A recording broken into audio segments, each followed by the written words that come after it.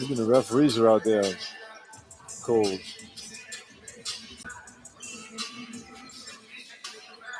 Yeah, he's gotten real skinny. What's that referee's name, Joe? John.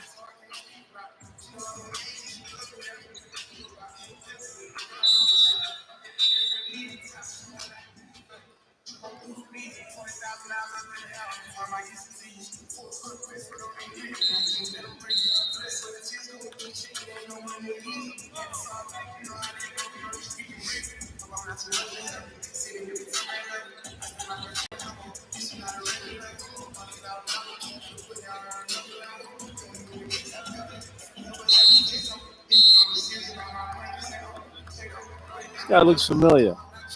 Kyle Steinway, he was a grad assistant and a manager under Tim Welsh. Oh, okay. Yeah.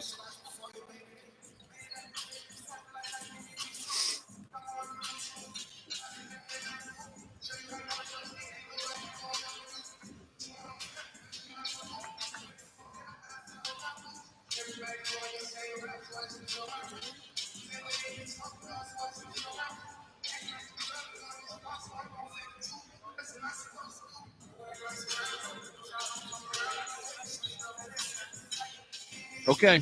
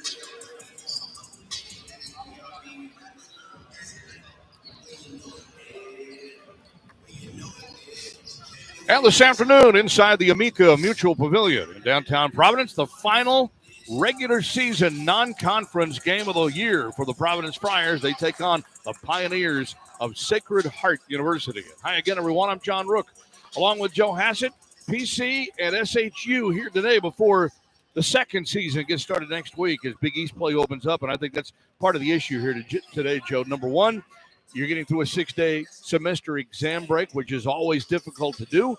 Number two, you've got the bigger picture right around the corner. Oh, yeah.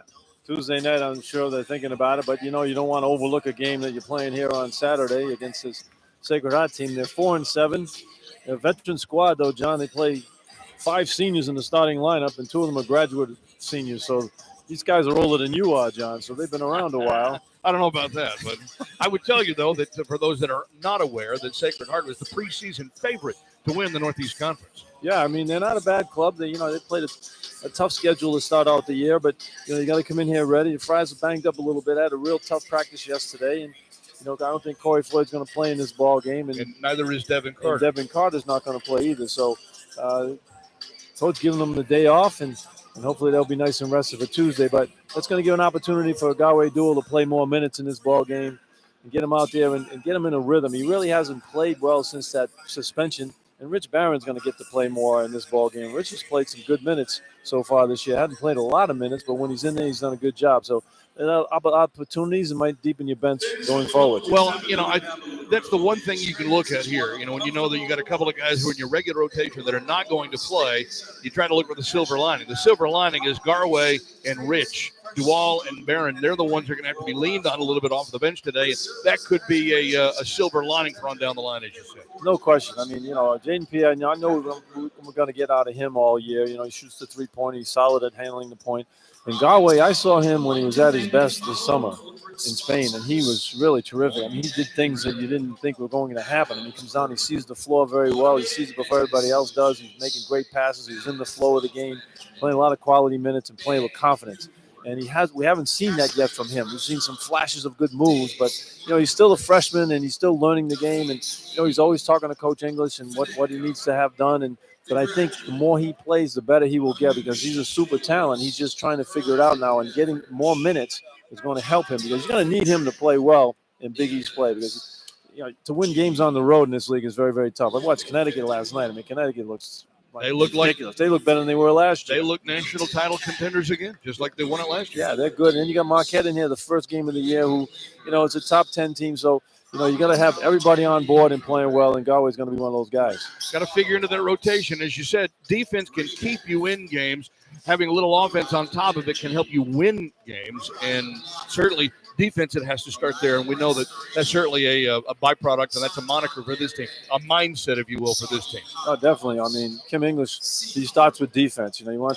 He's yelling out, wants guys to get over screens and make it difficult, and he tries to speed up the opponents and make it difficult for them to run their offense, but speed them up.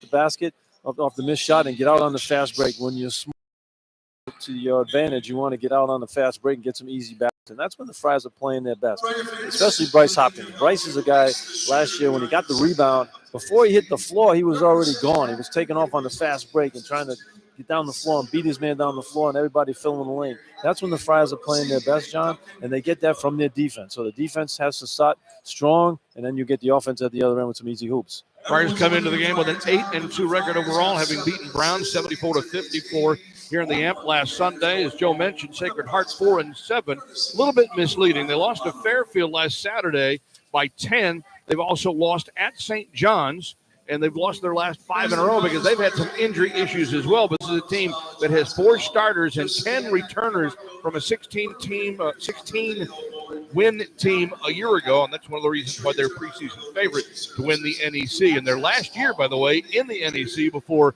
Sacred Heart and Merrimack transfer, and they will be in the AA MAC next season. But that'll be a story for another time and another day. Right now, we'll visit with the head coach of the Friars, Kim English, after this quick timeout. From Learfield, this is Providence Friar Basketball. Friar Fantasy next Coach English radio show is going to be on January.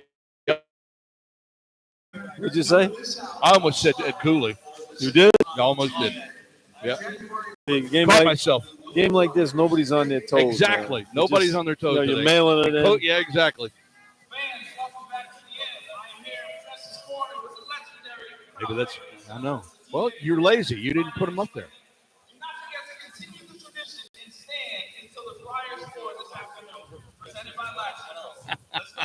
I'm going to hammer you. A lot of times I'm sitting here in a coma when you're doing starting lineups, John. And you go, and you go, Bryce, and I'm thinking, Cotton. If you said I won that, I would just fall out. Instead of Bryce Hopkins, Bryce Cotton. Don't put that in my head. Don't put that in my head.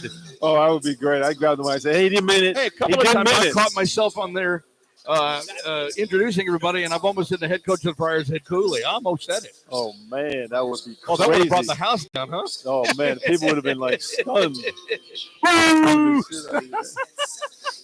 Well, when you do something for 12 years, they're announcing that same guy all the time. It's like, I know. Cut me a little break here. Right? I'm pretty good. I haven't screwed up yet. Sometimes that's how crazy it is. I mean, Tim Welsh hasn't been here forever, but when you say Kim and Tim, it's like, I know. It's almost the same. And I'm like, and I'm talking to Tim, during the day, and then we have a game that night, so he's fresh on my mind. We're talking basketball, and I come in here, and I'm Kim and Tim. I'm like, oh, geez, you can lose it just for 10 seconds. Yeah. Senior forward Alex Sokol by far and away leads the team blocks, swatting 28 shots this season. That it's a back injury for Coring? Oh, for Devin. Yeah, and he's worn one of those muscle one of those muscle stimulators for a while. So.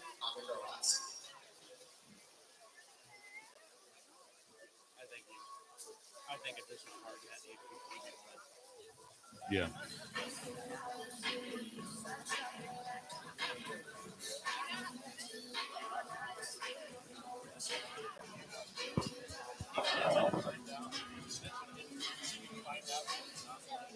I don't think he is because he's missed the last couple of games.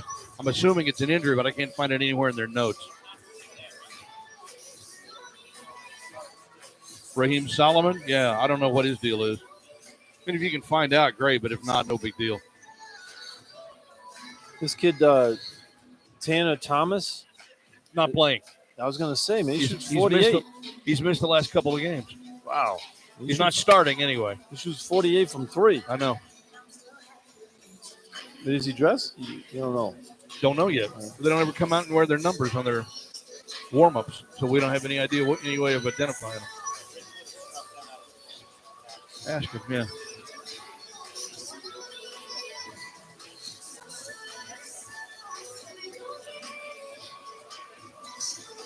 Nico Gillette. You know who's really good for UConn? I didn't even know who he was. Is the transfer from Rutgers, the white kid. Oh, yeah. Swanson, I think his name is. Guard, yeah. Man, he can shoot the lights out. Yeah. Then you got the other kid, Newton. Point. He's one of the best players in the country. No, that's what we need. We need more shooters. They're good. I watched them last night. I mean, they are really good. The big guy is 100% improved, Klingham. They're bringing a kid to back him up who's a shot blocker. He's athletic as hell.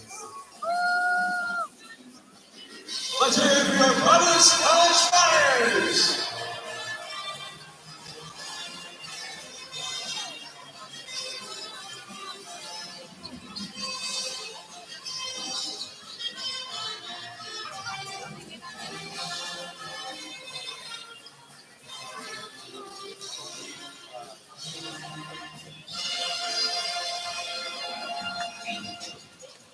$13. Okay.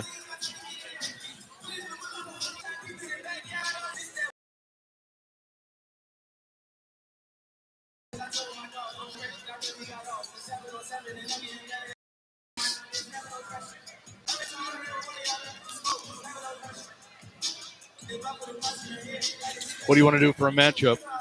No idea. Somebody's got to guard Gillette, right? Yeah, probably put Galway on him, maybe, huh? Is Gillette point guard? Gillette. No, he's 6'6", so. No. You see him out there? Oh, right there. Yeah, okay. Yeah, that is him, huh? Yeah, we can use like a freshman playing against a senior in this one. Put Galway against that kid Tanner Thomas. That's him in the sweats.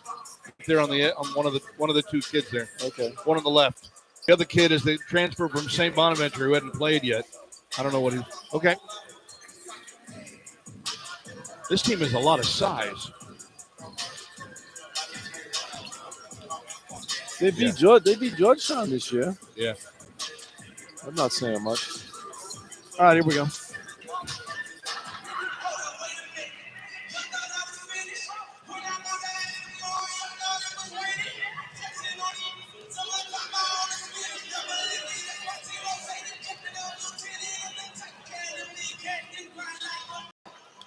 John and Joe back inside the amp.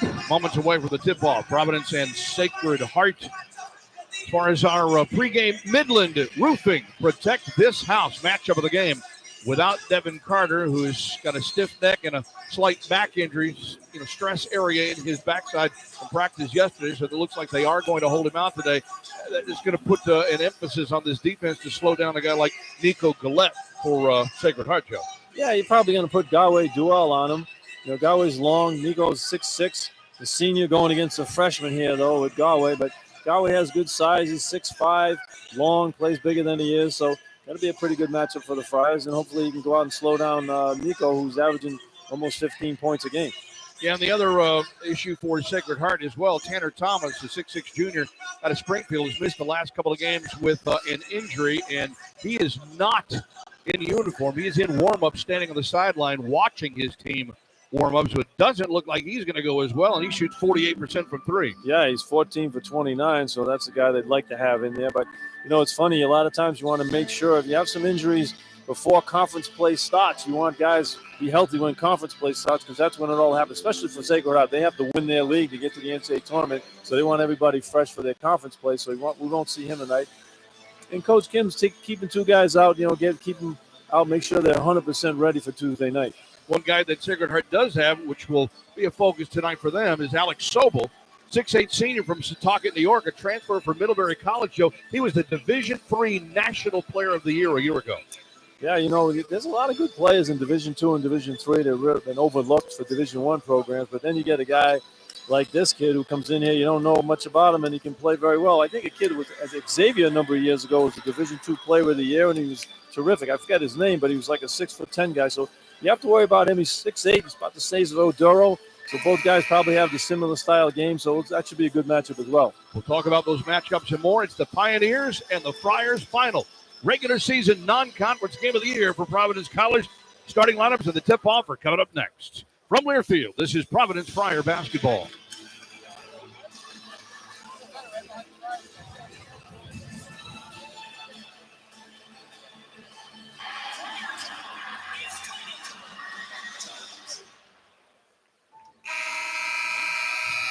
Good afternoon, ladies and gentlemen, and welcome back to the Amica Mutual Pavilion for today's matchup between the Sacred Heart University Pioneers and your Providence College Friars. As we please stand and join our players, coaches, and officials in honoring America and celebrating its freedom. Performing the national anthem for us today, Miss T. Rhode Island, Mia Daly. Put the crown on.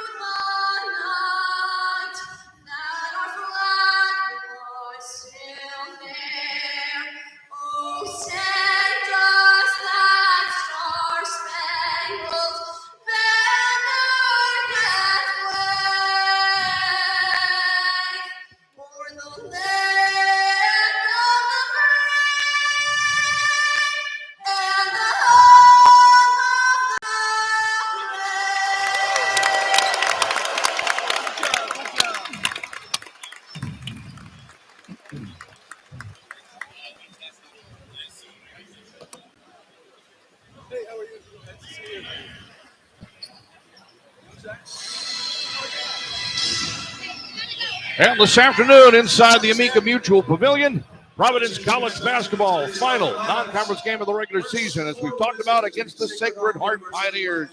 And hi again, everyone. I'm John Rooke, along with Joe Hassett. Friars are 8-2, Sacred Heart 4-7, but they are the preseason favorite to win the Northeast Conference and perhaps play on into the NCAA tournament this coming March. Let's take a look at the starting lineup presented by Blue Cross Blue Shield of Rhode Island. And first of all, for the Pioneers of Sacred Heart under Anthony Latina in his 11th year as head coach. They finished in the top 3 in the Northeast Conference each of the last 3 straight seasons, and his lineup goes like this. We'll start with Nico Gillette, 6'6" senior out of Rahway, New Jersey, leading scorer, preseason first team All-NEC. In the middle, Alex Sobel, 6'8" senior from Setauket, New York, a transfer from Middlebury College where he was the Division III National Player of the Year a year ago at 10 points and 7.5 rebounds per game.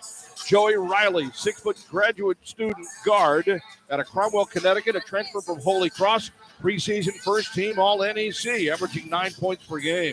Kyle McGee, a 6'4" senior out of Jersey City, New Jersey, transfer from Division II Westchester University.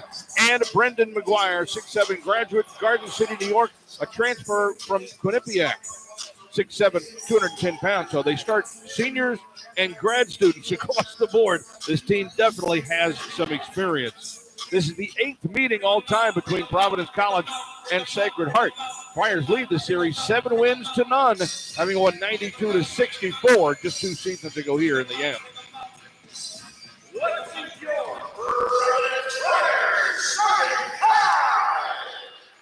At guard, this is for Houston, Texas. Number 3,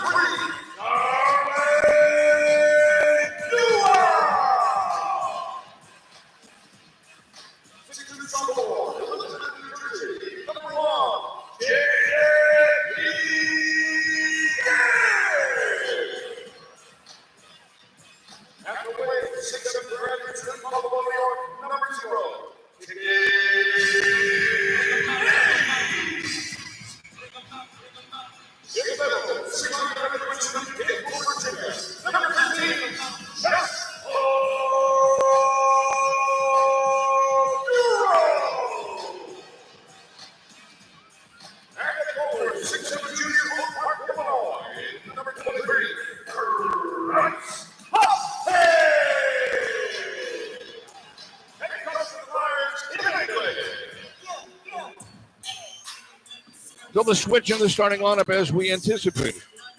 Without Devin Carter, Friars will start Garway Duval along with Jaden Pierre in the backcourt, Joe. So a couple of ball handlers to get it going, but certainly Duval in there for the defensive presence, I would at least imagine, on a guy like Nico Gillette. Yeah, well, those two guys will play in the backcourt a lot over in Spain too, John. And, you know, when you talk about shooters from the outside, you get Corey Floyd can't play in this ball game, but Pierre is their best outside shooter from 3. You know, he's at 40%, 41% right now, so he can play that off-guard position as well as playing the point. So he got some versatility back there now, and I'd like to see Galway Dual get off in this ball game and get his confidence back. So we mentioned this is the 8th meeting all time. Friars last played Sacred Heart 2 seasons ago on November the 11th of 2021 and beat these Pioneers by 92-64 in there that day. Sacred Heart is 0-21 all time against current Big East teams. As we said, that would mean 0-7 against the Friars. But there are 2-3 guys on this Sacred Heart team that played in that game here 2 years ago, including Gillette. You know, Sacred Heart, they were a Division II team not too long ago, right, John? I'm not sure how many years ago. They moved on to Division I back in the 90s, early 90s. And when you look at them, they're Division I now, and their campus backs up to Fairfield's campus. I mean, they almost touch each other down there in Connecticut. So, well, that'll be a rivalry with Fairfield when they join the MAC next year. Oh yeah, they'll both be in. You can drive right down the street to play each other. So, but I mean, it takes a while to build a program like that, and he's got some veteran guys here, and they're favored to win the league. That could help their recruiting down the road if they ever do win the league.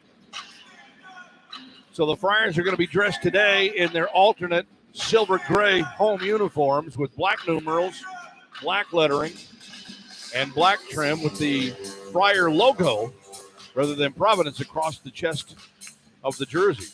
So they'll be wearing the silver grays today. Sacred Heart in their road red uniforms, white lettering, white numerals, white trim with gray trim as well.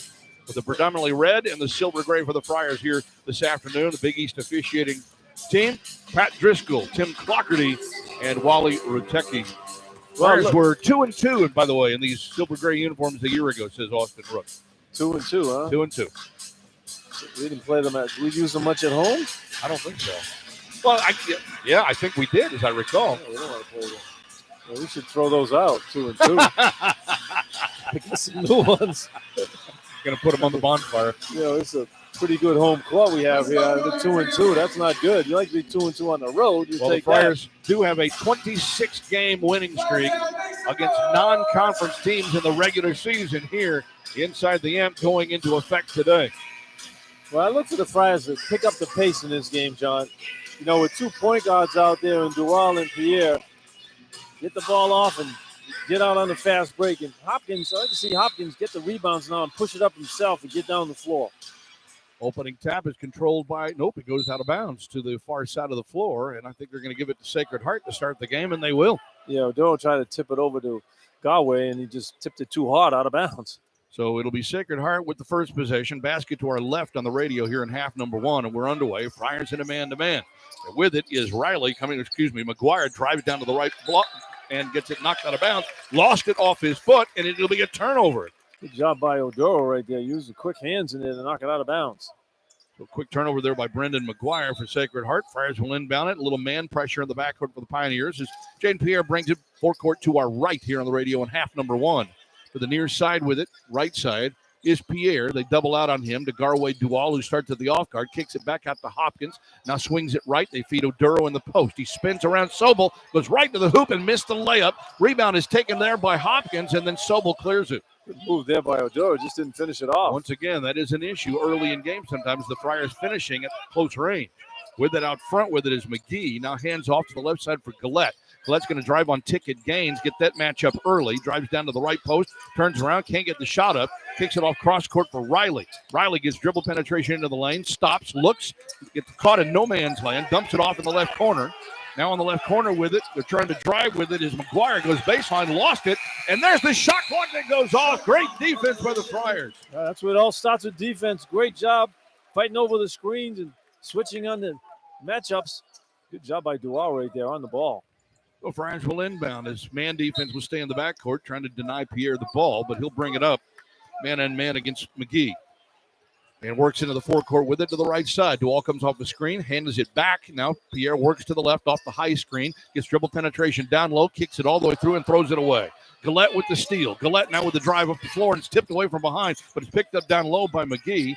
Gillette gets off a three from the left corner, in and out. Oduro with a rebound. Good challenge by Duval on that shot. Pierre quickly up the floor, finds Ticket Gaines, who fires the three, in and out. Won't stick. Rebound, McGuire.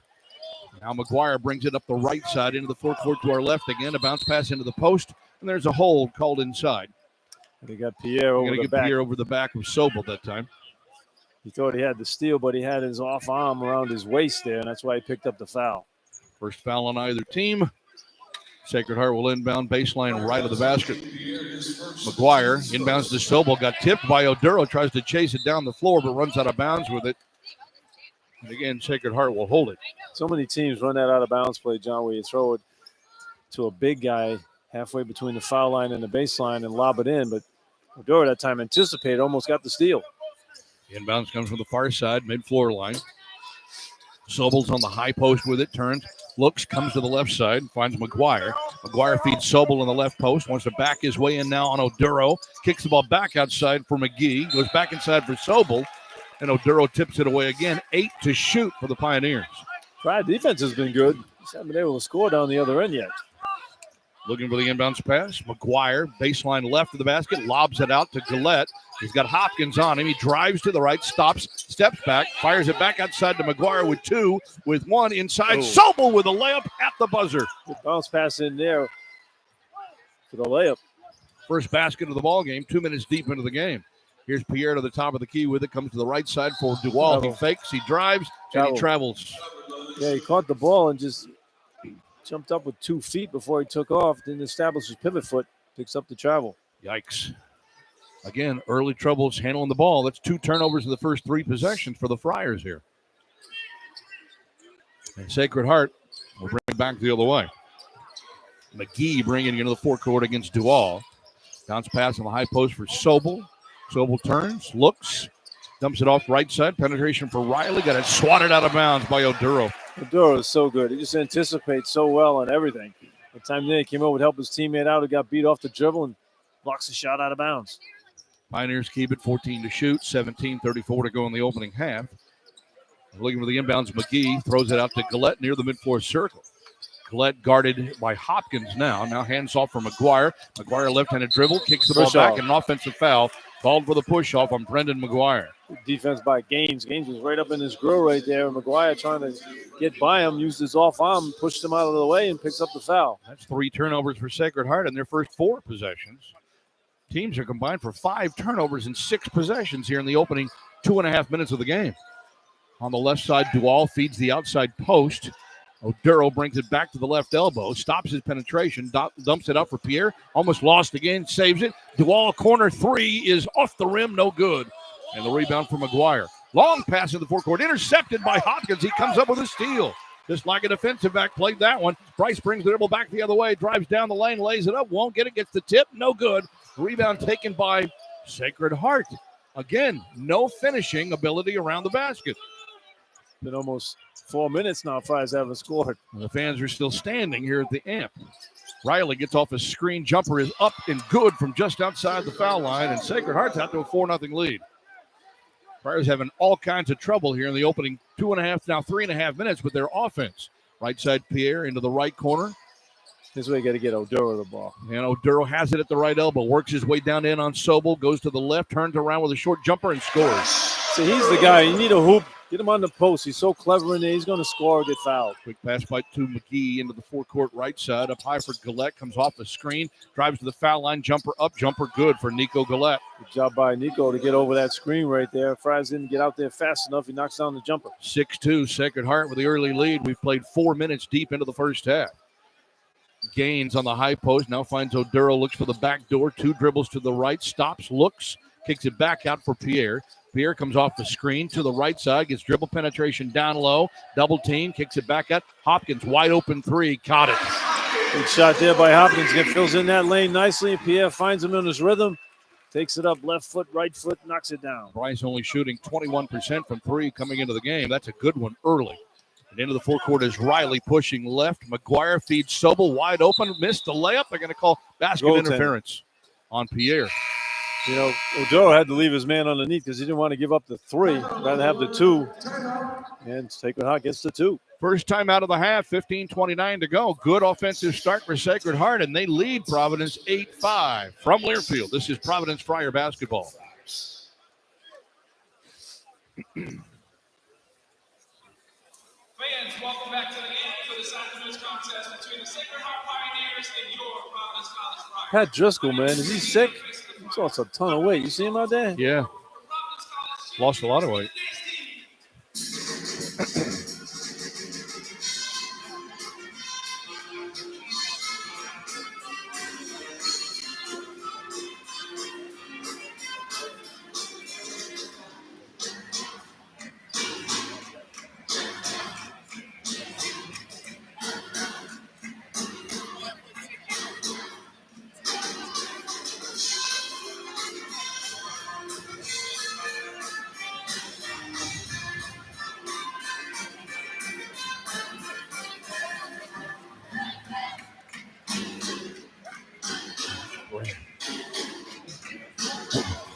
Hey, man, what's up? How you doing?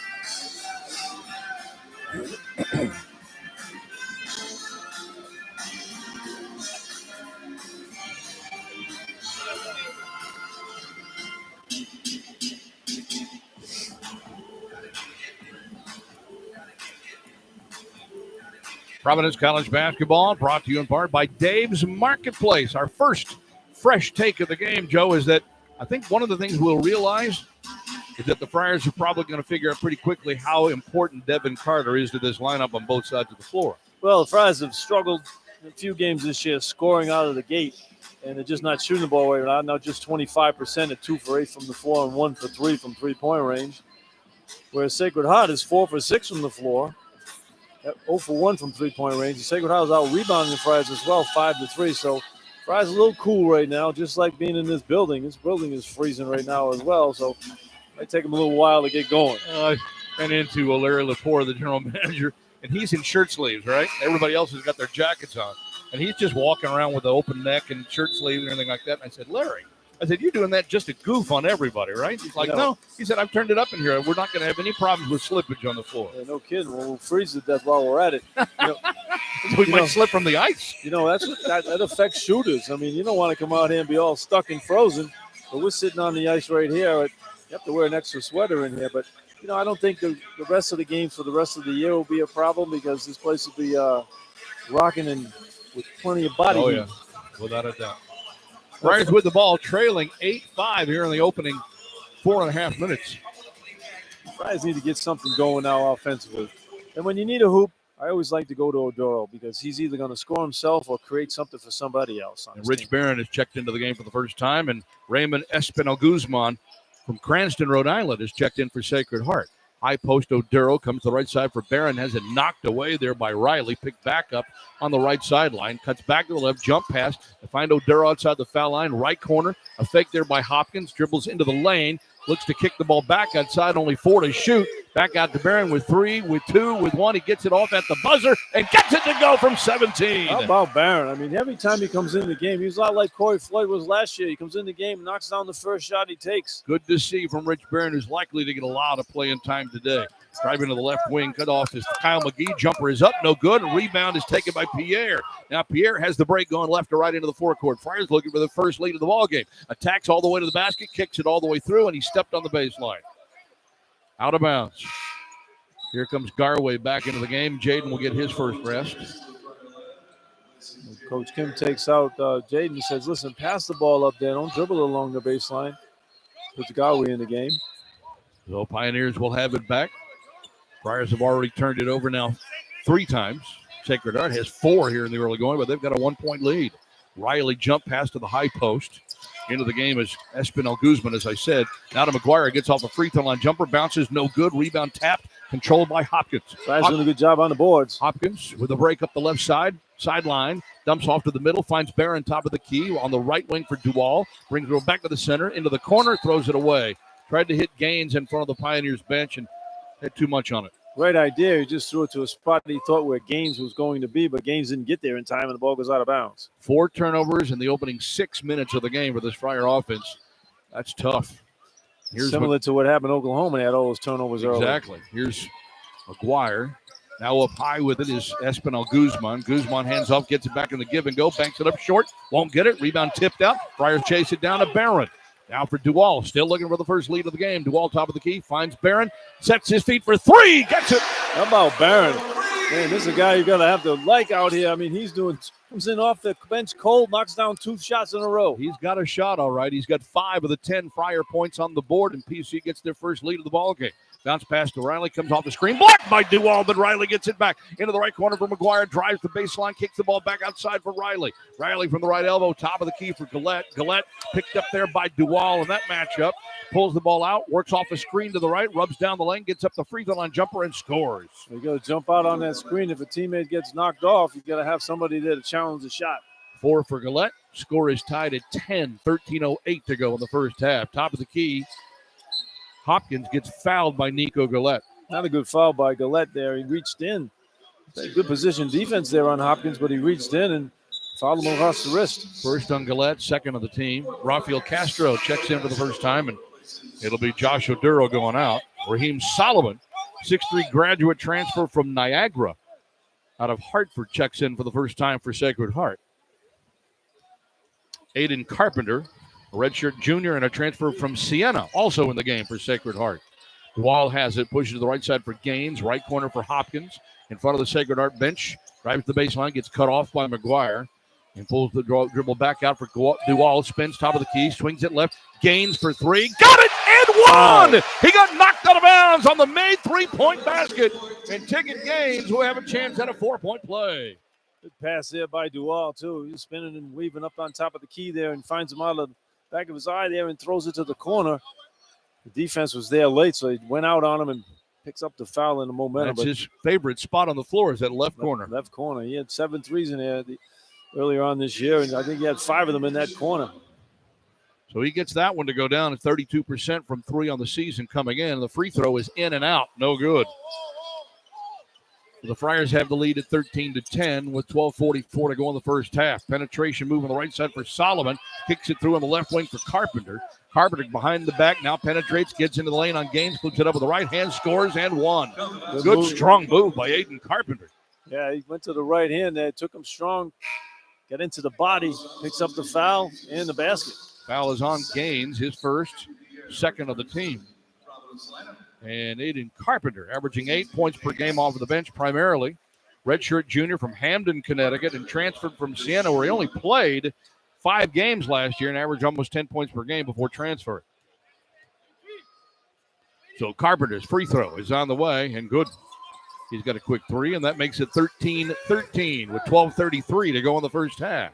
The Sacred Heart showing some of the strength and depth that they have thus far this season. Preseason favorites in the NEC. Pass out to the top of the key for Duval. Duval gets dribble penetration, and Gillette goes right down low, kicks the ball back outside, reversing quickly. Left wing for Barron, but he couldn't hold it. Goes inside, and the ball gets knocked away from Castro.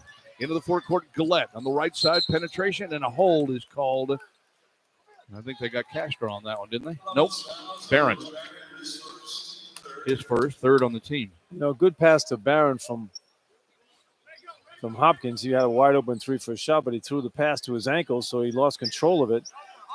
And then Barron gets the turnover thrown in the Castro. You throw it in the Castro, it's either got to be an alley-oop dunk. Otherwise, it might be a turnover in there because he really isn't good strong enough with the ball. Yeah, getting himself position.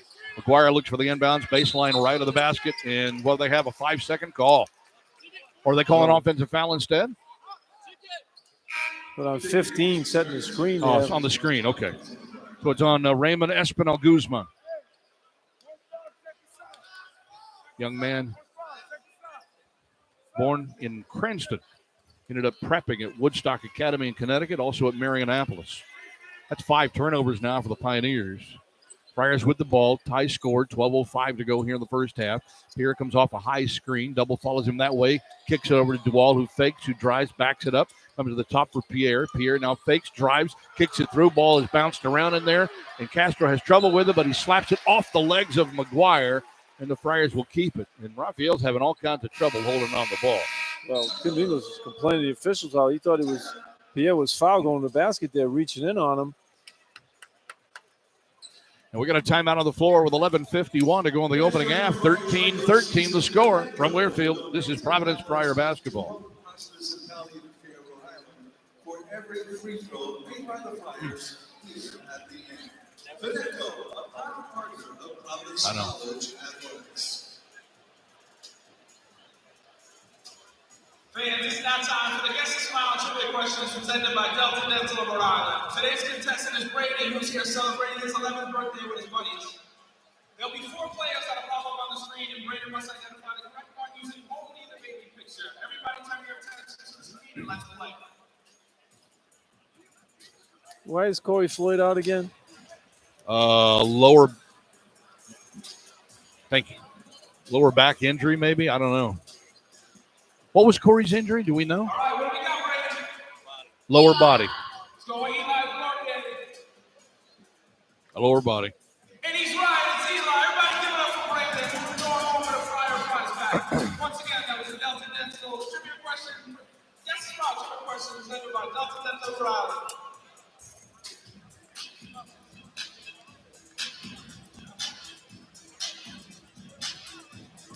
I'd like to see them post up Hopkins a little bit. They don't run any post-up plays for Hopkins.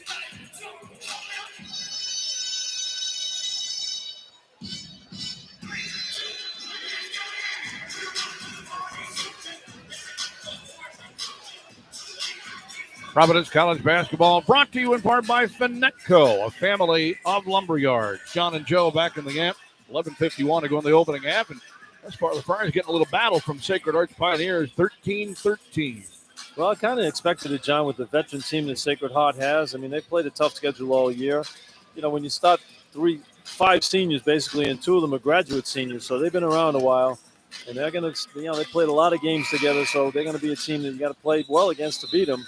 Friars are shooting 5 for 11, 3 for 5, though, from three-point range. They have 6 rebounds. And Sacred Heart 6 for 12 at 50%. only taking 1 3 and missed that one. They're out rebounding the Friars 7-6. Both teams have 5 turnovers. So basically, the score is tied at 13-13, and the stats mirror what each team is doing. But when you look at what the Friars are doing defensively, they're trying to rush Sacred Heart and they're taking some tough shots, but Sacred Heart is making their shots. The shot clock went down 3 or 4 times on Sacred Heart, but they were able to make shots at the end of the shot clock. Friars offensively haven't been in the kind of rhythm that you're used to seeing.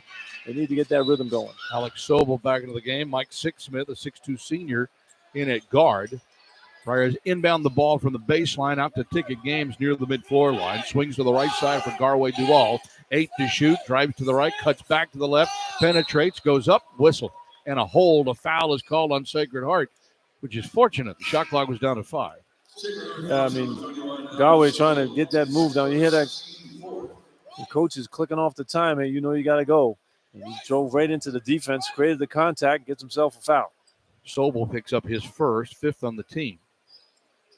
And the Friars who'd they bring in? Gaines again? Hopkins back in. Thank you. Hopkins has it left side. Now for Duval. Duval pushes right side, finds Jaden Pierre. Catch and shoot 3, in and out. Won't go. Hopkins offensive rebound. Hopkins goes down with it, goes up with it, scores from the left side. Good job by Hopkins. You know, he's a good rebounder in there. And now he's getting that pump fake to go. Get some people off their feet, then you get up, make the shot. 5 for Bryce Hopkins. Friars retake the lead. McGuire underhands it. Circling around the screen is Carpenter. Carpenter to Sobel, lays it up, scores. Too easy.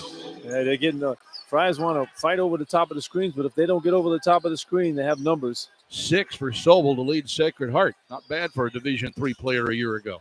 On the right side for Hopkins, fakes, drives, double teamed in the post, kicks it back outside. 3-pointer Gaines, in and out, won't go. Can't stick. Loose on the floor. Rebound is picked up the floor now for Solomon. Solomon up the right sideline, gets cut off. McGuire kicks it left, finds Carpenter. Carpenter penetrates, spins on Gaines, kicks it through, gets it tipped away. Gaines saves it behind his back to Duval. Friars get the steal. Duval looks inside, stops, kicks it out to Gaines, sets his feet, deep 3. Oh, it's no good. And the rebound again for Sacred Heart. Well, good rhythm right there. Gaines had a good look. Just wasn't able to knock it down. Just in rhythm, too. Struggle. McGuire comes off a high screen, rolls to the right, give and go again to Sobel. Blocked and a foul. Gaines gave it, stuffed Sobel, but Sobel also went down on the floor, and he's going to go to the line and shoot 2. Yeah, Gaines had the block right there, but I think they're going to call him for the body on that one. So that's 2 fouls on Ticket Gaines here with 10:22 to go in the opening half. And again, without Carter and without Floyd today, foul trouble will be key to watch as Alex Sobel will go to the foul line here. 66% from the line on the season, and he leaves the first one short. Transfer from Division III Middlebury College, where he was the D3Hoops.com National Player of the Year and a first-team All-American. He was second nationally in block shots, had 17 double-doubles, and scored more than 1,200 points in 3 years at Middlebury. Now he's decided to take his game to Division I. Middlebury, good program. Former Brown University coach Jerry Alimo and worked at Providence. He was a star at Middlebury College. Second shot for Sobel is good. And he's got 7 here in the first half. And Sacred Heart has retaken the lead at 16-15 as Castro comes out. And Oduro has checked back in. The Friars are down with 10:20 to go in the first half. Also back in Kyle McGee, a starter at guard for Sacred Heart. Pierre points to a spot on the left flat, comes to the right now for Hopkins. Hopkins drives on McGee, works to the right side, spins outside the lane. They fake the double on him. He spins to the inside. There's the double team. Finds Gaines, who's open, penetrates, gets up from 15 and scores. Well, Gaines had the 3-pointer, but he said, you know what, I want to get it a little closer this time. Makes a nice move right there, makes the 10-footer. A wise move. Gets it to go. 5 for Ticket. Friars back up by 1. McGee bounce pass left for Gillette. Comes off the screen to the top of the key. Now he works to the right. Goes back to the right on Oduro. Flips it up over his head, and Oduro's called for a foul. He just forced the shot to draw the foul. Kim English is like, did you see that? Where was the foul? Yeah, I think sometimes, he rode him out with the body, with the hips there. As Gallette's a little quicker than Oduro. He had the switch on the screen there, but he had good position on him. Just make him make a tough shot over you. You hate to see Oduro pick up any fouls because he's the key guy in the team. You cannot have him in foul trouble in any game this year. Gillette missed the free throw. He's only 62% from the foul line of the season. This Sacred Heart team, 68% as a team on the year. The wrong guys have been on the foul line for Sacred Heart so far. Both guys shooting in the 60s who have been there. Second shot for Gillette is on the way, and he got that one. So he's got 5.5. We're tied at 17. 9:40 to go in the opening half. How can he shoot 60% from the foul line? You could do that with your eyes closed, couldn't you? That's horrendous. Here's Pierre, comes off a high screen, cuts to the left. Now Oduro, top of the key, fakes the three. Right wing for Barron, who's back into the game. Rich has it. Now comes back out center for Hopkins. Hopkins may try to take McGee off the dribble. Starts low, cross over to the right, pulls up from 15, in and out. Halfway down, and the Friars can't get the rebound. Gillette in control, almost bobbled it, saves the ball. Pulls it out now on Pierre, spins to the right, back to the left, goes up to the top of the key, jumper short. Barron gets the rebound. 5 Friars on the glass right there. Friars trying to push it again to our right, but Barron almost walks with it. Gives it off to Oduro on the left flat. He's going to post up on Sobel, tries to back his way in, bangs his way in, loses the ball on the floor. Oduro saves it in the right corner to Pierre, who penetrates, jump stop in the lane, jumper up, bounces, won't go. Sobel rebounds. Good defense by Sacred Heart. I mean, they're physical out there, making the Friars take some tough shots. They are definitely bumping the Friars as they go. Here's McGee, kicks it through on the left wing. Solomon fakes, drives, gets in the lane, back out front for Sixsmith. Sixsmith now looks to the left, bounces to the right again for Solomon. Holds it outside the three-point stripe, gets the handoff from Sobel, comes off the screen, backs up at the foul line, can't get the shot, bounce pass to Sobel, finally goes out of bounds, and a turnover. Again, both teams playing pretty good defense, so maybe the offense just isn't very good in this one, but teams are really struggling to get a good look. Well, that's 7 turnovers for Sacred Heart. Friars have 5 here in the first half with still 8:22 to go. Well, Sacred Heart's doing a good job of taking Friars out of their offense. Friars doing a little bit too much one-on-one that you don't usually see. They usually see them move the ball pretty well. But again, I've been saying this ball game. You got to get Oduro the ball some touches on the post there. Let him get the ball in there and run something through the post. Providence just 1 for their last 5 from the floor. Handoff to Hopkins, cuts to the right, top of the key, drives right corner. Pierre for 3, off the rim, no good. Friars just having a hard time knocking it down from distance. Into the forecourt, got tipped away from behind by Gaines. Pierre throws it back to Gaines. Gaines then loses it. And taken back by McGee the other way when it looked like they had points. My goodness. Well, the first pass was deflected. Pierre's got to do a better job of finding his man without getting the pass deflected. Riley on the right wing for the Pioneers to McGee. Curls to the right, goes all the way, loses it out of bounds. And that's another Sacred Heart turnover. And we got a timeout on the floor with 7:40 to go. And it's turned into a mistake fest on both sides right now. We're tied at 17-17. Very much looking like a first game after exam periods. From Learfield, this is Providence Friar basketball. Fans, please welcome back to the court your Providence College dance team.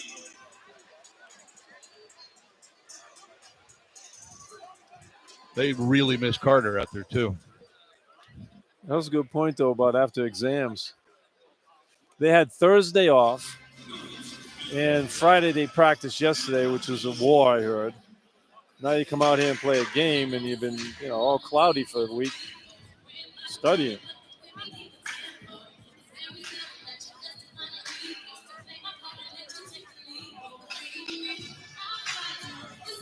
But Sacred Heart had to be having exams too, right? I believe just about everybody. And they had to travel here.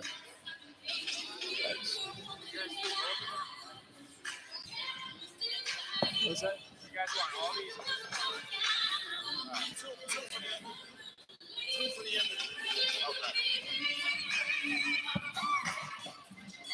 Yep.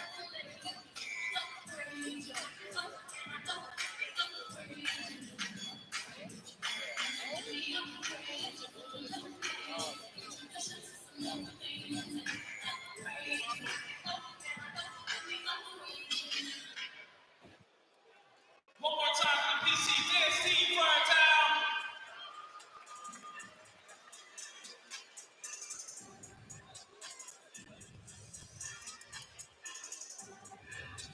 The Hot Potato Food Truck is a proud partner of PC Athletics. For your next event, call the Hot Potato Food Truck at 401-919-3009. Hasn't been an artistic game here, John. The Friars are just not playing very good basketball on the offensive end. The defense has been good. They've created 8 turnovers so far. Right. But Sacred Heart, when they don't turn the ball over, they're shooting the ball at 50%, though. They're 7 for 14 from the floor. They have 12 rebounds, out rebounding the Friars 12-8. Friars just 7 for 19 from the floor at 36%, 3 of 9 from three-point range, 8 rebounds, and 3 of those have been offensive rebounds. The Friars have 6 turnovers themselves, but both teams, you know, when you're running your offense against this type of man-to-man, both teams run basically the same type of offense. So there's this type of man-to-man. Both teams run basically the same type of offense. So there's no mystery out there where guys are going to be. And I think they're coming off screens. If you don't get over the top of the screen, the Friars haven't fought over the top of the screen a couple of times, and that's created some opportunities for Sacred Heart to get the ball into the paint and get some scores because there's one guy playing 2 at the back of that screen and pick and roll there, and Sacred Heart is taking advantage of that. Friars, on the other hand, trying to spread the floor and get something to go to the basket, but Sacred Heart is doing a good job of helping out. Friars are taking some outside looks, but haven't been able to make them. They're only 7 for 19. They've gotten open shots. They just haven't been making them so far. How about this, Joe? Between the two teams, 14 made field goals and 15 turnovers. Yeah, I mean, a lot of turnovers. But you watch the game here, John, and both teams run the same offense. So, you know, if you see that in practice all the time, you run it all the time, it's easy to anticipate where guys are going. Friars with the basketball, score tied at 17, 7:40 to go in the opening half. Pierre into the forecourt, picked up man-on-man by Joey Riley. Left wing for Rich Barron, now feeds Oduro in the post. Double teamed is there, pulls it out of that trouble. Looks to kick the ball back outside, jump pass to the right side for Pierre. Feeds in the post, and the ball gets stolen from behind, and Gillette picks it up and took it away from Hopkins. Crossover step, throws up the floater, can't get it. Rebound Pierre in the lane. Now Jaden, right side with it. Into the forecourt, top of the key, Duval fakes left. Stops outside the three-point stripe. Jump pass to the right wing for Pierre. He gets dribble penetration in the lane, kicks it through. Barron gets off a 3. It's no good off the back of the iron. A rebound for Gillette. And a foul on the floor is called. He was pushed on that play. Watching Coach Inglis really doing a lot of coaching out here right now. He said to Duval, you got to pass that ball. He had a guy wide open on the left wing, but he faked the pass and dribbled in the middle there. Sobel called for the foul, the push, his second. 6th on the team. Next one puts the Friars in the bonus with 7 minutes to go. So the Friars get a break here. Fresh 20 on the shot clock. They'll inbound for the baseline. Left of the basket. Lob to Oduro outside the foul line. Turns outside down the three-point stripe. Rolls to the right. Has Espinal Guzman on him with a jump hook and throws it up too strong. Offside rebound for the Pioneers. Up the right side for Riley. He's been stuck on 17, both teams, for a while. No kidding. McGuire now has it. On the high post for Guzman. Hands off to Riley. Curls around the screen. Finds Guzman down on the post. Kicks the ball back out for Gillette. Gillette penetrates. Gets into the lane. Kicks the ball back out. Jump pass. Now throws over the left wing for Riley. Riley gets dribble penetration. Comes to the left side with it. And to Sixsmith. Sixsmith on the left side. Back to Riley. Gets in the lane. Throws up the runner and scores with 2 on the shot clock. Sacred Heart's tough. I mean, they're coming off these screens. They keep moving the ball. They threw like 8 passes in that possession to get a layup. And they're back in the lead by 2. Friars have been stuck here on 17 for 2 or 3 minutes. Left wing driving is Barron. Gets cut off of the baseline. Back out to Oduro. Top of the key for Hopkins. Hopkins drives to the right, and a reach-in foul is called on Joey Riley, and that will put the Friars at the line shooting a 1-and-1. 6:04 to go in the period. Good play there by Hopkins. He's got Riley on him. Riley's about 5'8". Take him to the basket, creates some contact, picks up the foul. Donovan Santoro checks into the game for the first time. And Ticket Gaines also comes back into the lineup as Bryce Hopkins will go to the foul line. Providence is scoreless, Joe, in the last 4 minutes. Yeah, Sacred Heart's done a good job of anticipating where the ball's going. They're double teaming the post. And the free throw by Hopkins is good. That's his 6th point of the half, averaging 71% from the foul line of the year. The Friars as a team are up over 70% from the line for the first time this season. We get that up to 80. Second shot by Hop at the foul line is good. But they've made 2 of 3 in this game. Gaines has the miss early in the half. We're tied at 19. And into the forecourt is Brendan McGuire. Graduate student, transfer from Quinnipiac.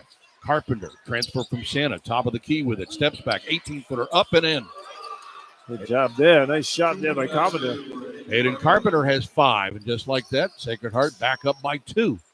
Pierre comes off a double-team screen, comes to the right wing for Santero. A bounce pass into the post for Oduro. Oduro tries to move inside on Guzman. He's doubled down there. They find Hopkins down on the baseline low, puts it up and scores. That's what I like to see. Get the ball inside there. You can take advantage of the big guys for Sacred Heart. 9 for Hopkins. Friars again tied at 21. McGuire off the screen to the right side. Bounce pass backdoor. Riley mishandled it. Out of bounds and a turnover. McGuire to Riley. What is this, the Irish Olympic team here?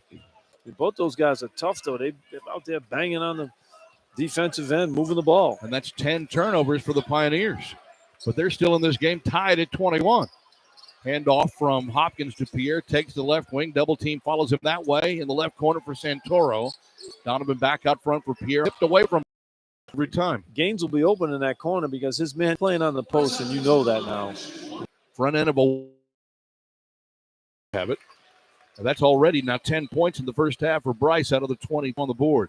Not having Carter in the ball game here. Carter's out for the game, and Corey Floyd gives him that lift as well. Neither guy is playing in this ball game, so the rhythm of the offense hasn't been as good as it normally is. Hopkins' second shot bounces and comes out.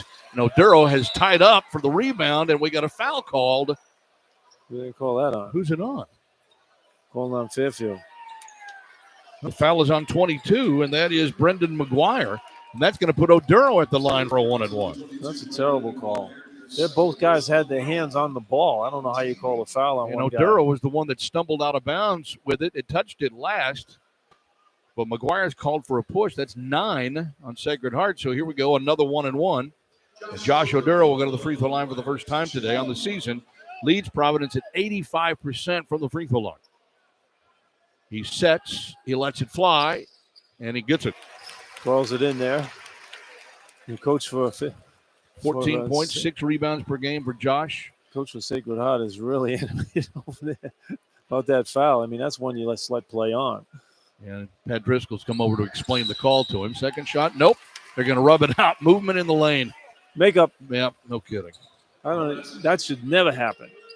I mean, your teammates, you should know when your teammate is going to let the ball go. So Josh only gets 1 for 1 of the foul line. Friars lead at 23-21. Especially when you got a teammate shooting 85% or so from the foul line. You don't need to get an extra step in there to try to get a rebound. Yeah.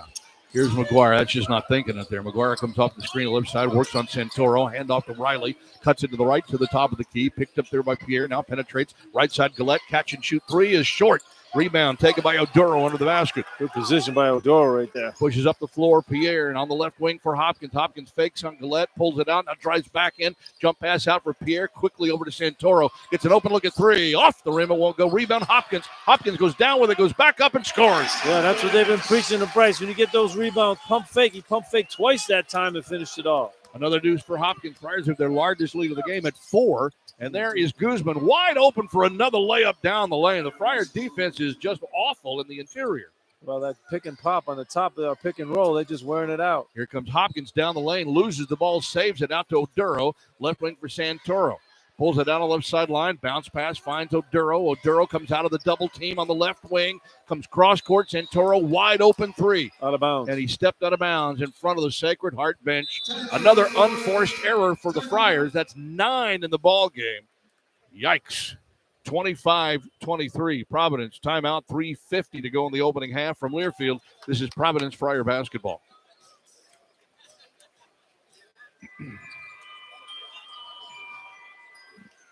Whew. 19 turnovers.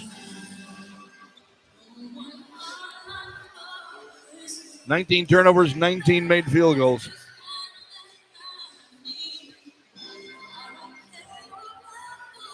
Man.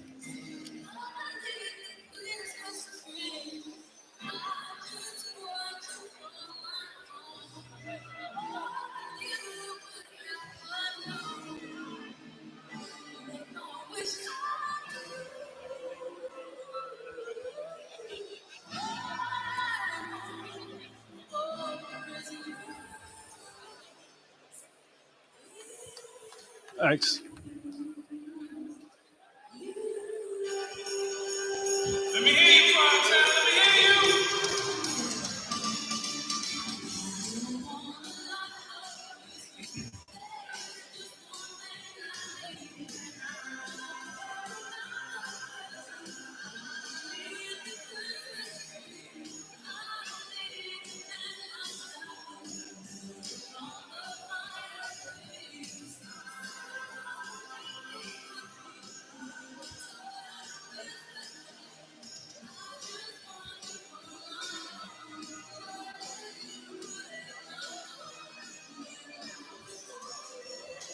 John Rooke, Joe Hassett inside the Amica Mutual Pavilion on a Saturday afternoon. Final non-conference regular season game for the Friars this year, and they're getting a battle from the Pioneers of Sacred Heart out of Fairfield, Connecticut. 25-23 for the Friars with 3:50 to go here in the opening half. Providence is 37-5 all-time against teams currently in the Northeast Conference.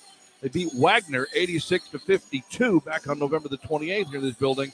You got to go all the way back to 1999 to find their last loss to an NEC team when they lost to Central Connecticut. The Millennium. But thank God for Bryce Hopkins right now out here, John. When you look at what the Friars are doing offensively, Friars have scored 25 points so far in the game, and Bryce has 12 of those. He's 4 for 8 from the floor. He's 1 for 1 from 3, and 3 of 4 from the foul line with 5 rebounds. He's a leading rebounder in the ball game as well. So Bryce is getting it all done. He just needs a little help from his friends. His Friars are just shooting 9 for 24 from the floor, 3 of 11 from 3, 4 for 6 from the line with 12 rebounds. 5 of those have been offensive rebounds.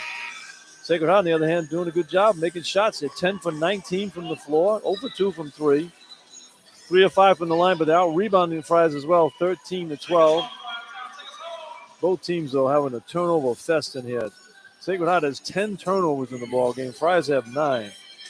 You just mentioned, John, total field goals in the game is 19, and the total turnovers in the game is 19. So both teams struggling against the other team's defense. Barron back into the game for the Friars. Sacred Heart has the basketball. They get Barron some shots here. He was 2 for 3 while he was in the ball game. Inbounds comes to Kyle McGee. Transfer from Division II Westchester, where he started 78 games in 3 seasons, and then made his move to Division I this year. He has the dribble on the left side, a handoff curling around is McGuire, pulls up with a free throw line jumper and buries it. When you see a guy like Carter, he trails around and he blocks that shot a lot of times. First basket for Brendan McGuire, the Quinnipiac transfer. We're tied at 25. Hopkins drives right side to the hoop, lays it up, scores. Well, they isolate him on the wing that time, and Bryce just took off to the basket. Good move. Beat 3 guys for the layup. 14 of the 27 Friar points belong to Bryce Hopkins.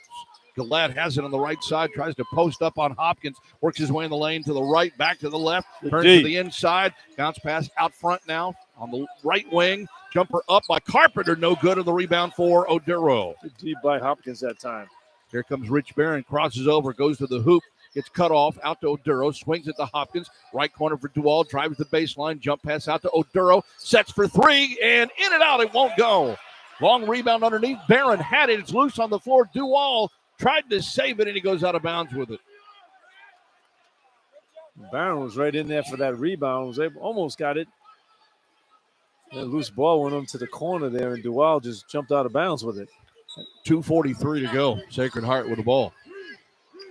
And it'll be Brendan McGuire to bring it up the right sideline into the forecourt again to our left. Barron will pick him up outside the three-point stripe to the left side on the drive. Dumps it back off for Carpenter. Carpenter shakes off Pierre, uses his body, kicks it all the way through. And there's the long arm of Duval who comes up with a steal. Now Pierre pushes up the floor, up the middle, drives to the right side, goes to the hoop, layup, and in and out. It won't stick. And Oduro with a tip, he scores. Well, complain about that one maybe being offensive goaltending, but it wasn't. Oduro was underneath the hoop here, tipped it in, didn't give up on the play. Good move by Pierre, just didn't miss, makes the shot. 5 for Oduro in the game. Friars up 4. Here's McGuire, pushes to Gillette outside the stripe. He'll drive on top of the key for Guzman, comes left, finds McGuire again, comes off the screen to the top of the key, backs it out to Gillette, now comes back to McGuire, going to put up a deep 3, short, long rebound, chase down, comes out of bounds on the right sideline. It's Providence ball. Good job that time on the defense. Make McGuire take that long shot. They really don't want to take that shot. McGuire's hit 4 of 8 coming into the game from 3. Transfer from Quinnipiac, who played 14 games, started 11 last year for Quinnipiac before transferring. Right side, here's Oduro down the lane, fakes, drives, travels. When he pump fake, he slid with both feet there and picks up the travel. He slipped on the pump fake. Yep. And that's 11 Providence turnovers here in the half. That's a huge part of this game right now with a Friar lead only at 4 with 1:40 to go. Here's McGuire into the forecourt across the mid-floor line, onto the right sideline again for Gillette. Top of the key for Guzman, comes left for McGee. McGee pulls it out near the mid-floor circle. Bounce pass left wing now for Gillette. He's going to try to push his way in on Hopkins. Crosses to the left. Now it's down to the baseline. Hopkins stays right there, gets in the lane. Jump pass to the right wing for McGuire. McGuire back out to Gillette, gets off a three-pointer. Bang. Hopkins did a great job on him defensively, and then he let him go on that one trying to help out. You can't leave him on that. And Gillette really knows how to move without the basketball. Buries his first three. He's got 8 points in the first half for the Pioneers, and a timeout called Sacred Heart here. You'll get the 32nd timeout in here with 1:14 to go, and they pull back within one. You know, Gillette was trying to take Hopkins off the dribble there in the post end. Bryce is doing a good job of bumping with him, keeping him off there, and then he throws it in the corner. Gillette, and then he pops out for the three on the penetration, and that's the shot he would like to take, Gillette, and he knocks it down there. But they're shooting over 50% as a team, Sacred Heart. That's 12 for 24. That's good shooting. I mean, the Friar defense hasn't been that bad, but you know they're making them work, and they're taking some tough shots, but they're making them. But that pick and roll up on the top of the key there, they scored like 4 or 5 times in this first half where the Friars have gotten screened off, and no help defense. They have one guy back there playing two, and they've been able to finish every time. Well, they're 11 and 19 from 2-point range, and out of those 11, I think, 9 or 10 of them are in the paint. Yeah, they'll look for the three, but you give them the paint, they'll take it. I mean, they only taken 2 3-point shots in the ball game and missed them both. The Friars have taken 11 in contrast. Well, Providence with the ball after the Sacred Heart timeout here with 1:14 to go. How many games have we done this year where the team has only taken 2 3-point attempts in the first half? Low. It's a low amount. Here's Pierre working on McGee into the forecourt, takes it to the left side. Barron is there on the sideline, picked up by Gillette. Top of the key. Oduro spins to the right on Guzman. Now has the double team out on him. Got to be careful with the ball. Comes to the right side for Duval. Duval pulls it out. Double team follows him that way. Splits 2 defenders. Rolls down the lane. Finds Oduro. Goes up. Puts it in. Good pass there by Duval. They drew 2 defenders and throws a pass around his neck. I love Sacred Heart's ability, though, to double and keep the pressure on the ball handler. They are quick defensively. To the left wing, a handoff. Carpenter curls to the right on Barron. Leaves it off there for Gillette at the top of the key. Steps back. 17-footer up. Got it.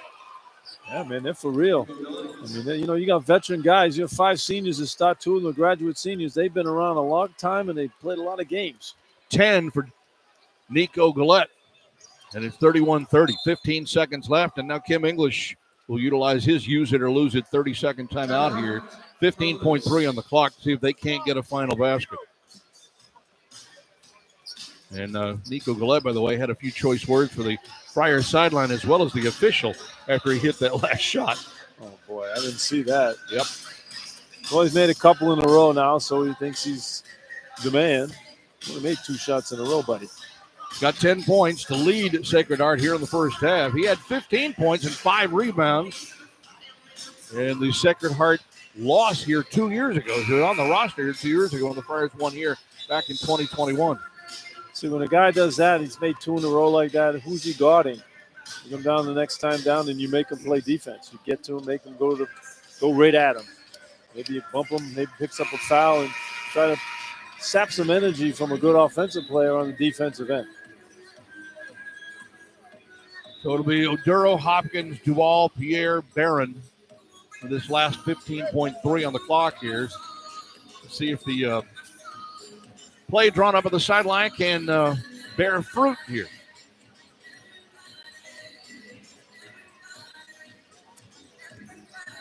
We haven't had Jaden Pierre contribute offensively so far. You like to end up the half with a 3-pointer if you can, but you'll take something going to the basket, obviously. Barron inbounds from near the Sacred Heart bench out to Pierre. Pierre between the 2 circles just to the right. Down to 10, down to 9, down to 8. Now makes his move with 7. Goes all the way to the hoop. Scoop up off the back of the rim. No good. Rebound comes down to Gillette with 2, with 1 up the floor at the buzzer. And a lay-in is good. They're going to call it good by McGee. And Sacred Heart will take a lead into the locker room. An absolute disaster for the Friars here at the end of the half. Well, Pierre made a nice move. He just got him caught underneath the basket when he tried to take the layup. And Kim English is over here talking to Pat Driscoll. Is they're going to come over and check the basket to see if it was good. I think it was good. I do too. But I'm not sure what he's talking about here. As the fans are looking at it up on the monitor here, up on the scoreboard, I think they're thinking that it might not have been off his fingers. The Friars had an opportunity to go up by at least 3, if not 4 at halftime, and it just went awful the other way. Quickly up the floor, and McGee scored at the buzzer for Sacred Heart, and I believe the Pioneers are going to have a lead here in the locker room. No, I don't think they're going to. I think they're going to rub it out. I think they're going to rub it out. No basket. Wally Witecki called it first, called it good, but you can always go to the monitor either way. So they are going to rub it out. The fans were right. So it'll be the Friars with a very fortunate 31-30 lead at halftime over Sacred Heart. Austin Rooke will be back for our halftime report. We'll update you on college basketball around the country as well. First half highlights and more from Learfield. This is Providence Friar basketball.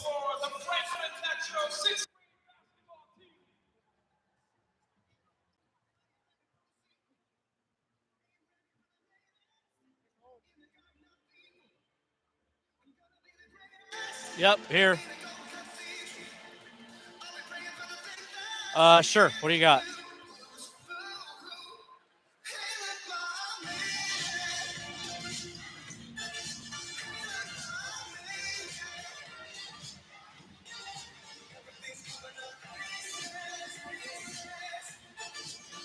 Give me Oduro first, and then you have anything from Hopkins?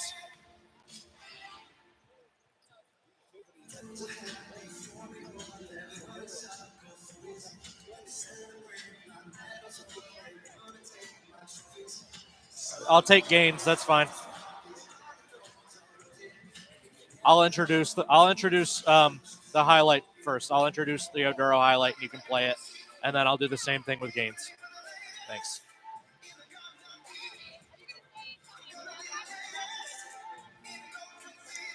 Thank you.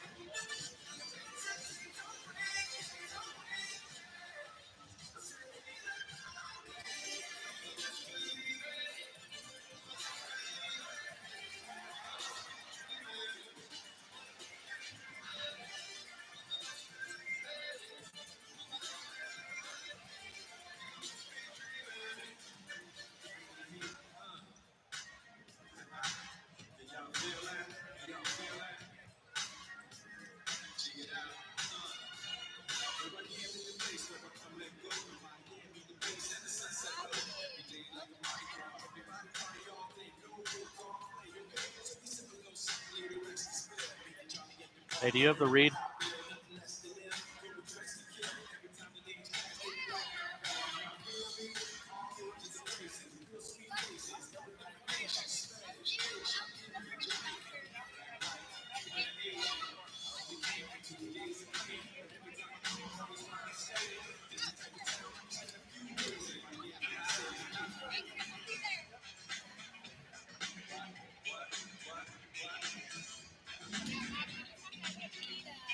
Janney Montgomery Scott helps clients connect their life and their finances. Janney Montgomery Scott, LLC, member NYSE, FINRA, and SIPC. Friars are struggling a little bit here this afternoon against Sacred Heart. They lead it by 1 at the break, 31-30 over the Pioneers. Austin Rooke with you here at halftime, and the Friars were led in scoring in the first half by Bryce Hopkins with 14 points.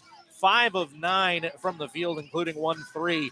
But Josh Oduro has really been the key on offense for the Friars in a sense down that end of the floor, because they have been feeding him early and often, and he has been able to produce down low for the Friars.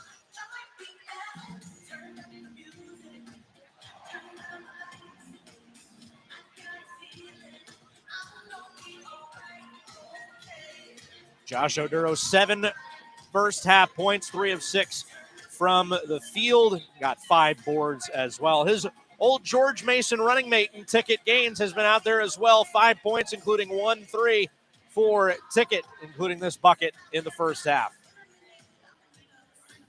1 minute remaining. 1 minute.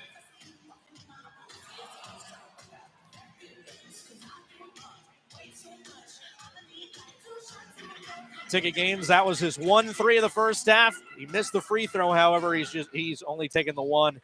But he's got 5 points on 2 of 5 shooting. The Friars have sleptwalked through that first half. We'll see what they might have coming up in the second half. But Big East action elsewhere across the country coming up in the next segment. From Learfield, this is Providence Friar basketball.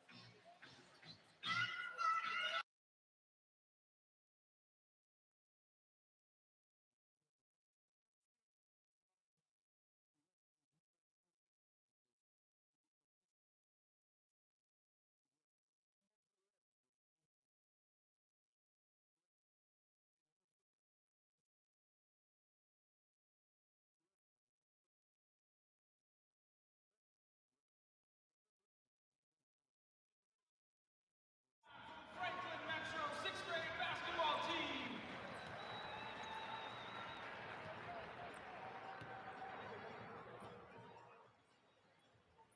Also give it up for the Swan Trees Metro West 4th grade league in attendance.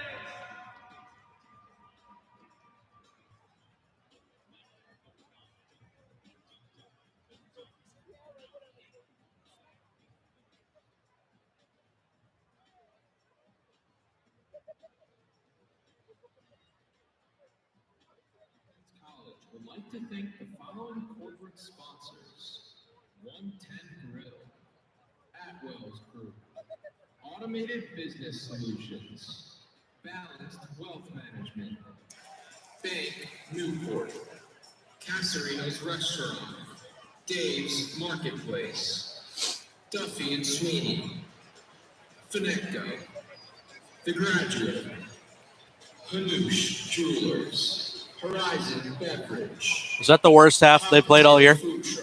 Easily? Even Oklahoma? That was a 5-point game at the break. I mean, they did well just to make it that, but Milton Cat, New England Ford Dealers, New England Laborer. you hate to say something like just win the game, but losing kills you, but winning this game by 1, you're still going to drop like 10 net spots. Rhode Island Energy, Rhode Island Lottery. How much time left in the break? Santander Bank, Okay, thank you. Soggy Hot Dogs, Seaport, WPRO Channel 12, Audi Warwick, LaSalle Bakery, Rhode Island Medical Imaging, Faulty Productions, Capital Brick, High Noon. At Providence College, is will to grow. Thank you. Explore, question, learn. Community connect. To discover the truth that defines us. A purpose with passion, a legacy of distinction and fame. Carried forward by those who dare to seek and discover. To start again and keep striving.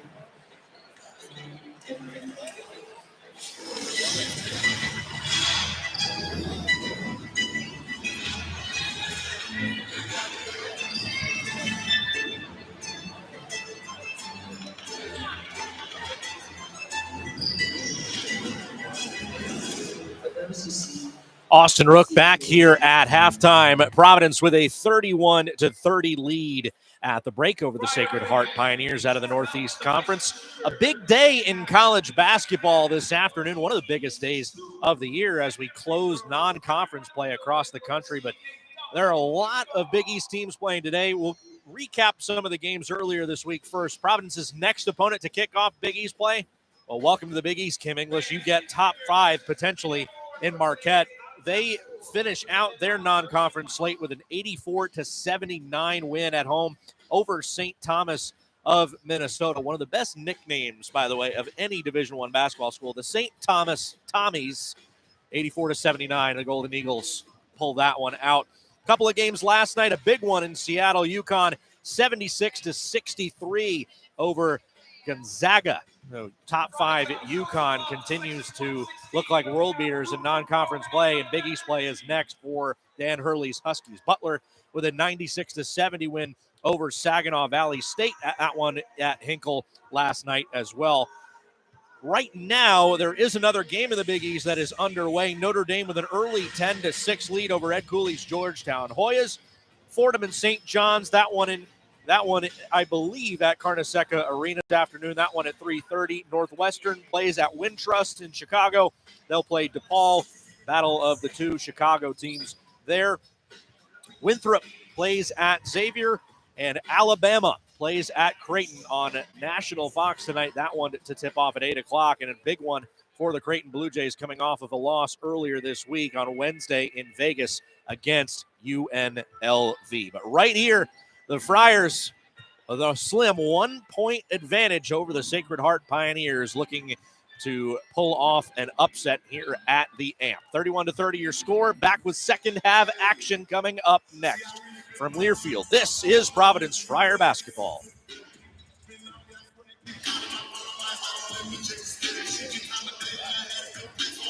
Yes, it was.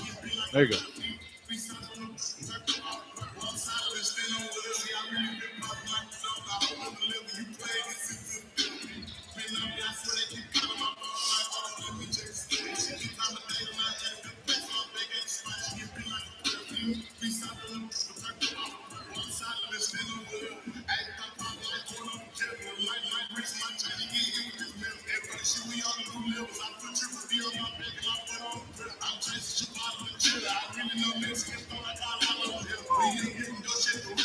Three for 12 on three-pointers. God almighty. And Bryce Hopkins hit one of them.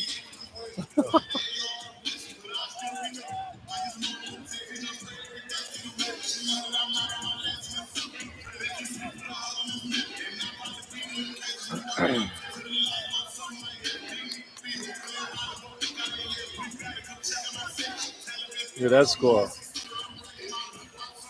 You knew that they're due to start to do something. They were preseason ranked number 4. They're 4-5. They're playing Baylor.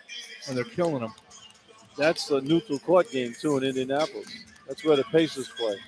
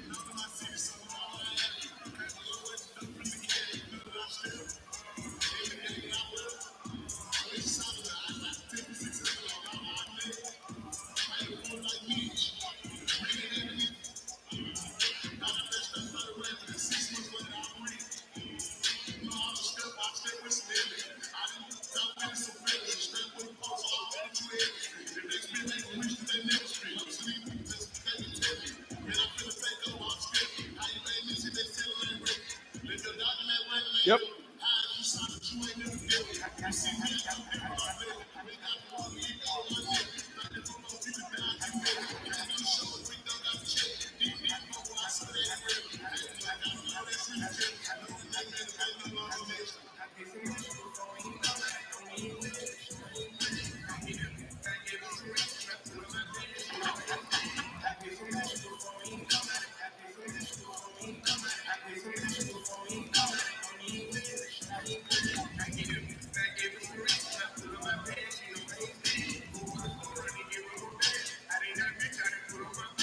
John and Joe back inside the AMP. We're about 2 minutes away from getting the second half started. Friars with a perhaps fortunate 31-30 lead over the Sacred Heart Pioneers here at the break. And Joe, in that first half, really was mistake-filled Both teams combined for 21 turnovers. Providence had 11 of those 21. Shot 40% from the floor and only 3 of 12 from 3. While Sacred Heart managed 52% shooting on 13 of 25, even though they only hit 1 of 5 from 3. Yeah, Sacred Heart did a good job, John, of the half-court offense. Friars were scrambling out there on the defensive end, trying to rush Sacred Heart into some tough shots. The shot clock went down numerous times on Sacred Heart, but they were able to make shots at the end of the shot clock. You know, you shoot it 52% the way they did. It wasn't like they had a lot of open looks. They had to work hard to get those baskets, and they knocked them down. On the other end, I thought Sacred Heart did a good job of scouting the Friars, and they bottled them up on the offensive end, playing the half-court offense. It seemed like they always had 2 guys on the ball, and they recovered nicely when the Friars did swing the ball. So the Friars had a tough time scoring. And a lot of the shots the Friars had were contested shots. I think the Friars got to look for Bryce Hopkins a little bit more. I know he had 14 points in that first half, but there's nobody on Sacred Heart has an answer for him. If they can get him on the low post and get something going to the basket, and get Josh Odoro on the post up, John, because when he's in the post there, they come to double team on the low post to be able to find an open man and start knocking down some shots. Friars have not yet allowed an opponent to shoot 50% from the floor for a game. And they are also 7-0 this season when they lead a game at halftime, but they are getting challenged here this afternoon by a Sacred Heart team that has never beaten a Big East team. 0-21 all time against schools of the current Big East. The Friars are 7-0 against Sacred Heart, but without Devin Carter, who's got a lower back strain that he suffered in practice yesterday, actually Thursday, I believe we were told. And then no Corey Floyd, who's also got a lower body issue, we were told. And hopefully those guys will be available for Marquette on Tuesday. Yeah, you're going to need them for sure. The Marquette team is a good basketball team. You know, it's funny, Marquette just won by 5 points in the game that they were favored by 23. And you know, everybody's chomping at the bit to get the conference play, and I think they're overlooking some teams. Friars open up with possession to start the second half. They basket to our left here in half number 2. Bounce pass from Pierre, and an immediate foul called on Joey Riley, who picks up his 3rd foul 9 seconds into the second half. Riley's a tough little kid, but he's a size matchup right there. He switched off on Gaines, and Gaines picked up the foul on him. Gaines inbounds from the left side, quickly to Pierre. Top of the key now for Oduro, who looks down low. Drives it once. Duval curls to left, gets in the lane, kicks it through to Gaines, steps out of bounds. I mean, come on, guys. I mean, I don't know where That's two violations so far in this game. Guys stepping out of bounds on the sideline. The court's been the same size for the past 100 years. You got to know where you are out there. Yep. And there's very little court awareness right there on that particular issue. Those are just lazy turnovers. So the Friars turn it over again. Inbounds for Sacred Heart. Here comes Gillette streaking into the forecourt, and Duval stakes it from him from behind. Garway penetrates left, kicks the ball up underneath the Gaines, who reverses and scores. Good defense by Garway. Hey, that's offense defense turning into offense right there. That's how the Friars get off to a good start. Friars back up 3. Good steal there by Duval. Basket by Gaines. The Friars strike first for the second half. Brendan McGuire has it to the backcourt now for Sacred Heart. Crosses over the right side. Crosses over on Gaines. Gets to the top of the key. Off to the right wing for Riley, who drives down low. Kicks it all the way through to McGee. Inside for McGuire, who puts it up to Sobel, and Sobel scores off the glass. They are very good at hitting the extra man. Yeah, I mean, they're going baseline. I mean, Riley's not a guy who's going to get a shot off in the paint there. You just got to shut him off. Sobel has 9. It's back to a 1-point game. Oduro has it up high, dumps it off the right wing for Hopkins, comes off the screen, looks for a little pick and roll, not there. Works to the right side of McGee, and McGee bodies him up and gets the foul. First on McGee, second on Sacred Heart here in the opening minute and 16 seconds of the second half. You know, Sacred Heart's a physical team. They're they tough. come in here. I mean, the continuation on that play, Bryce Hopkins is slapped in the face on that one, and the whistle already blown. So, I mean, this team's out here. They feel like they have a chance to win this game after a good first half. So the Friars are in a battle here. They got to match the physicality and intensity. Inbounds Gaines out to Oduro near the top of the key. Oduro has it. Now works to the left side with a dribble. Looks for the back door. Gets down into the post on Sobel. There's the double team. Swings the lane out to Gaines, who's wide open for 3, and he can't hit it. And a rebound for Sobel under the glass. Hey, man, they're going to triple team Oduro that time. You got to hit those open shots. Got to hit the shots. Here's Gillette driving to the right wing all the way through. Kicks it out. Wide open jumper. McGuire can't get it. Long rebound. Hopkins, and a foul underneath called on Oduro. Oduro pushing off right there on the loose rebound. second foul on Josh. First foul in the second half on the Friars. The Friars have figured out what they're doing out there defensively, but you're going to have open threes. Looks like Sacred Heart says, listen, you can have those. Yep, I think you're right. You're going to give it to him. You're going to have to make something. McGee has it on the left side outside the three-point stripe, up high for McGuire. Now McGuire working on Gaines. McGaines reaches in and fouls him. Third foul on Ticket Gaines. And again, the Friars shorthanded, without Carter, without Floyd. Inbounds, lob underneath for Sobel. Sobel, underneath, pass goes to McGee, and Sacred Heart has the lead. Well, Duell got standing there watching and pick up his man. Good pass in by Sobel. Picks up the layup. First basket for Kyle McGee in the game for Sacred Heart, and it's 34-33. Driving to the right side, Oduro goes down low on Sobel. Banks it up, got it partially blocked, and the rebound for Sacred Heart again. They just can't get anything going consistently on offense. Here's McGuire with a low dribble, left sideline, gets around Gaines, gets in the lane, pushes off to the right side. Riley reverses back to the middle, clears it all the way through the lane into the corner for Sobel. Sobel backdoor there for Riley. Riley tries to scoop it up with the left hand, can't get it, and drew a foul. Riley's a little spitfire out there as he's moving. He's very quick. He's the smallest guy on the floor, and he's not a guy who really about scoring, but that time there, he got a nice backdoor pass to him, and he jumped into Pierre, picked up the contact, gets himself to the line for two. Second foul on Jaden Pierre, who has not scored in this game, by the way.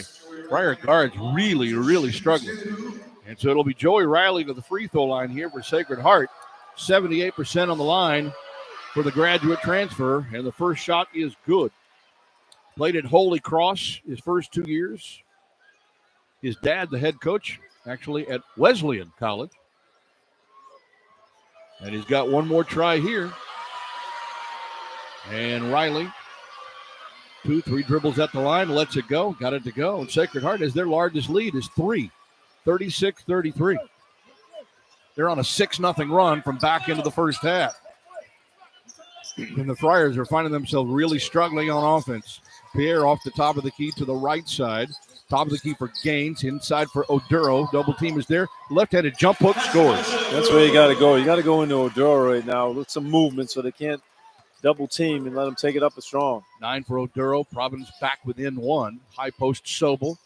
2 dribbles to the left side. Handoff there from McGuire. Kicks it through in the right corner. Riley drives all the way through. Kicks it out. Three-pointer. McGee is in and out. Hopkins with a defensive rebound. That was halfway down. Good look right there. Wide open. Hopkins takes the dribble in the drive down the lane. Floats in the lane. Banks it up and scores. That's what Hop's got to do. He gets out on open court with some speed going out there. A little momentum. Take it to the basket. 16 for Hopkins to lead all scorers, and the Friars are back up by 1. McGuire now handles it for Sacred Heart. Forecourt to our right here in the second half. Scoots to the right side toward his own bench. Ticket Gaines on him defensively. Low dribble, kicks the ball left for Gillette out high and loses the dribble, picks it back up on Hopkins. Shot clock down to 8. Curls around the screen, drives the right side, and there's a give and go again on the pick and roll, and wide open is Sobel for the dunk. They have killed the Friars on that pick and roll the whole ball game. Friars are going to the ball, and the guy setting the screens wide open for a I layup. don't know how they just don't see the pick and roll coming. Sacred Heart back up by 1. Hopkins has it outside the three-point stripe on the right wing for Pierre. Goes back to Hopkins down low. He's doubled on the right post. Out to Gaines. Quick pass left wing. Duval gets off a high 3. Can't get it. Rebound Hopkins on the glass. Lost the ball and a foul on the floor called on Sacred Heart. Good rebound there by Hop in traffic. They had 2 guys in there. They will get the rebound. Foul is called on 10. Kyle McGee picks up his second. Third in the half. And a timeout. 15:50 to play. But the Pioneers have come to play. They lead at 38-37 from Learfield. This is Providence Friar basketball. How do they not see that pick and roll? That's happened like 6 times in this game. It happened 4 times in the first half right in front of us. If you don't get over the top of that screen, you're dead. You got to be able to guard the guy. You got to be able to get him one-on-one. Well, if you're going to run that play, if you're going to let him run that play, you got to switch it. You cannot fight over the top that close to the basket. They're running the pick and roll at the foul line. Yep. Awful.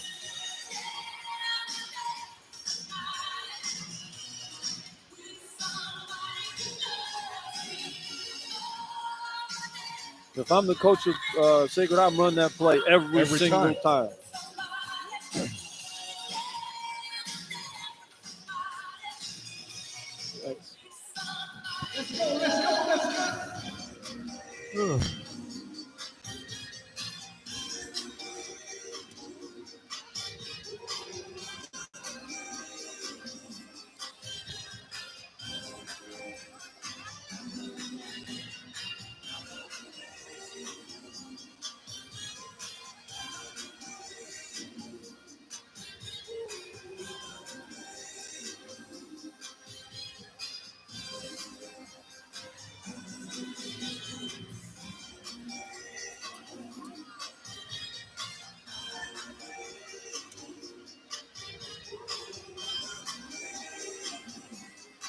The New England laborers are training the workforce of today that will build tomorrow with state-of-the-art training academies throughout New England to be equipped with the construction skills, knowledge, and experience to start your career in a better tomorrow.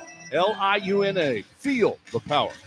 Little dogfight going on in here right now, John, that you didn't expect if you were Friars. Sacred Heart up 38-37, shooting the ball very well. Sacred Heart shooting 53% for the game, but 60% here to start the second half, 3 for 5. Friars are 3 for 6 in the second half at 50%. But they need to stop making some open shots. Friars just 3 for 14 from three-point range, and they've had some good looks out there. Galway Dual just had a good look in the corner. Ticket Games had another good look in the opposite corner. They're double teaming the big guy Odoro inside. So this guy's wide open. You got to start knocking down some shots. Sacred Heart came into the game only shooting 42% as a team from the floor. Friars, second to the Big East, allowing teams only 37% shooting. But it has been Sacred Heart shooting the ball at a 53% clip here this afternoon. They got to do a different strategy on the pick and roll up on top there, John. Sacred Heart's running the pick and roll inside the top of the key. The Friars trying to fight over the top, and then when they get screened off, the screener just rolls and you get in the layup. They've done that like 5 or 6 times to basket. Friars need to switch that for a few times, and maybe that'll throw the rhythm off of Sacred Heart. Friars with the basketball, 20 to shoot. Out to Oduro at the free throw line. Oduro now turns to the right on Guzman, and he drives inside, banks it up, lays it in, and he gets fouled on the play. Good move there by Oduro. No double team came that time. He just had to beat his man, which he can do regularly. So Guzman, the young man from Cranston, commits the foul. His second, team's fourth. And it will be Oduro, who now has 11 points for the game. Try to complete the three-point play at the free throw line. It 1 of 1 for the line in the first half. Shot by Josh. He is on the way. Got it. I think you got to go to Josh much more here to get this. Try to build on this lead. There's nobody on Sacred Heart who can guard him. Friars lead by 2. They've led by as much as 4. That's been it. Sacred Heart's biggest lead is also 4. Left wing Gillette, Nico Gillette to Guzman, kicks the ball to the right side for McGuire. McGuire pulls it out on the perimeter against Oduro, looking for the mismatch, goes underneath for McGee on the post against Duval, back out front for McGuire, 7 to shoot, penetrates, throws it up, blocked by Josh, and he comes away with the ball. Now up the floor for Hopkins. Stutter step, left wing, pulls it out in front of his bench. Top of the key, Oduro comes to Rich Barron, who's back into the game. Barron now swing pass left Duval. Got the ball knocked out of bounds by Gillette. You got to bounce past that one. You see what Sacred Heart's doing, too. Whoever's guarding the screener jumps out and tries to double team the ball when you come over the top. So you got 2 guys on the ball. If you get a quick pass to the wing, you're going to get somebody open on the opposite side. Friars will inbound near the Friar bench. Bounce pass into Pierre between the circles. 18 to shoot. Oduro on the high post, turns and looks to the right side, hands off, now gives it off to Pierre on the right side, double follows him that way. Hopkins turns and looks, drives left with 7 on the shot clock, left corner, Barron for 3, got it! How about Barron? I mean, that kid has been terrific. He's got 3 for 4 in the game so far. Every time he has an open look, he knocks it down. 8 points for Barron to match his career high, and the Friars have their largest lead now at 5 with 14:39 to go. Gillette drives, banks it up, no good. Guzman with the offensive rebound and a foul called on Providence underneath. Oduro. And Oduro just picked up number 3 with 14:36 to go. Wouldn't you know? That's a big foul. It sure is. Huge foul. 4th team foul of the half. Friars on a 10-2 run here to go up by 5, but they've just got one of their key players in foul trouble and missing 2. If you're joining us late, no Devin Carter, no Corey Floyd due to injury. Jumper by Gillette is good from 17. Well, Hopkins was on him. He tried to take away the dribble there, and he raised up and knocked down the jumper. Makes it 43-40. That bounce pass to Oduro, stays in the game, goes underneath the Hopkins, who stuffs it. Good pass here by Oduro. Hopkins did a nice job of cutting to the ball along the baseline. Give him a target. 18 for Hopkins. Gillette tries to answer the other way, turns around, feeds McGuire down the lane. For Gillette, who drives the baseline, kicks it out now, pulls up with a jumper from 15 and rolls it in. Well, Gillette is playing a good ball game right there. Friars tried to take away the 3 that time. He put it on the floor, got to the basket, and scored. He's got 14 to lead Sacred Heart. Well, Nico Gillette doesn't think anybody in Providence can stop him. He might be right with no Devin Carter. Pierre, wide open 3. Got one! That's a big one right there for Pierre and the team, because he's going to get open on that. If they're going to keep double teaming off him, he's going to be wide open. He's going to knock the shots down. First basket of the game for Jaden Pierre with 13:39 to play, and it's 48-42. Gillette driving left against Hopkins. Dumps it back out for McGee near the left sideline. Basket to our right again here in the second half. Bounce pass right, curling to left is Carpenter. Carpenter hesitates, drives on Oduro, turns around, banks it up around the rim and in. Nice move for Aiden Carpenter. Very nice move. He got Oduro going backwards that time, a little jump hook. And the Siena transfer now has 7. 48-44. Jab step for Duval, top of the key, scoots to the left, double team there. Here's Pierre. They gamble a lot on defense as well. The Friars just aren't able to find it. Ball got tipped into the backcourt, and Duval picks it up with 10 to shoot. Now he'll drive there on Carpenter, dumps it off left side. Oduro, short jumper, good from 12. Good pass there by Duval, but that's a tough shot by Oduro. He's on that baseline, a little mid-range shot, knocks it in. 14 for Josh Oduro has hit 7 of 8 from the floor. There's a drive by McGuire, kicks it out of the perimeter. Carpenter, right corner for McGee. McGee in front of his bench, penetrates into the lane, kicks the ball back out for Gillette. Gillette looks for a screen, drives on Hopkins, steps back, 18-footer up, bounces, no, rebound taken by Oduro. Good defense by Hop that time. He got on the shooting hand. Here comes Pierre streaking up the right sideline, stopped to the elbow. Oduro top of the key with it. Jump pass, bounce pass, stolen by McGee. Barron went to the floor to try to take it back, but Sacred Heart saved the possession. Oduro that time got caught up in the air on the pass, created the turnover. Yeah, not a great pass. McGuire has it. Drives to the left of the top of the key, looks for the back door, not there, covered that time. Ball gets free, but picked up by Gillette on the right flat. Gillette now looks for the wraparound pass, stops. McGuire goes left, penetration there by Carpenter, jump step in the lane, and a reach-in foul. Barron picked up the foul there. Good pump fake. Barron gets his second foul, and that is team foul 5 on Providence here in the second half. Timeout on the floor, 11:53 to go. Friars with a 6-point lead at 50-44 from Learfield. This is Providence Friar basketball. Man, this ought to be interesting. You got both Delorier and Castro in the game. I mean, really? That ain't going to work. Seriously? He's really going to do that? Yeah, Delorier just checked in. And Castro just checked in. Oh, my God in heaven. They're going to go on a 10-0 run. Well, maybe Those Hopkins guys can't play. No. Oh, my God.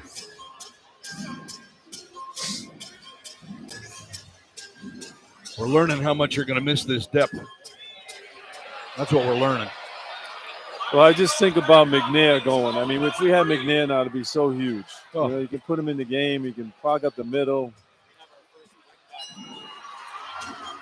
You're kidding. Who said that? Thank you. Oh. What happened? What happened? What happened? Somebody just tweeted back at the Friars box accounts and said, bring back Cooley. Oh, God. Jesus. Yeah. Don't answer him. I'll say, yeah, he'll be back January 27th. Yeah.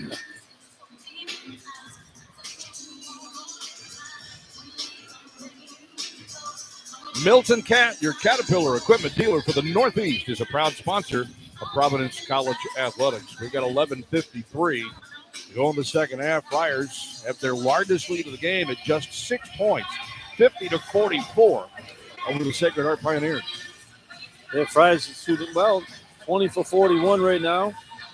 Pioneers are 19 of 36 from the floor. Doing a good job of rebounding the ball. Friars have 21 rebounds, 8 offensive rebounds, 13 turnovers for the Friars, though, 11 for Sacred Heart.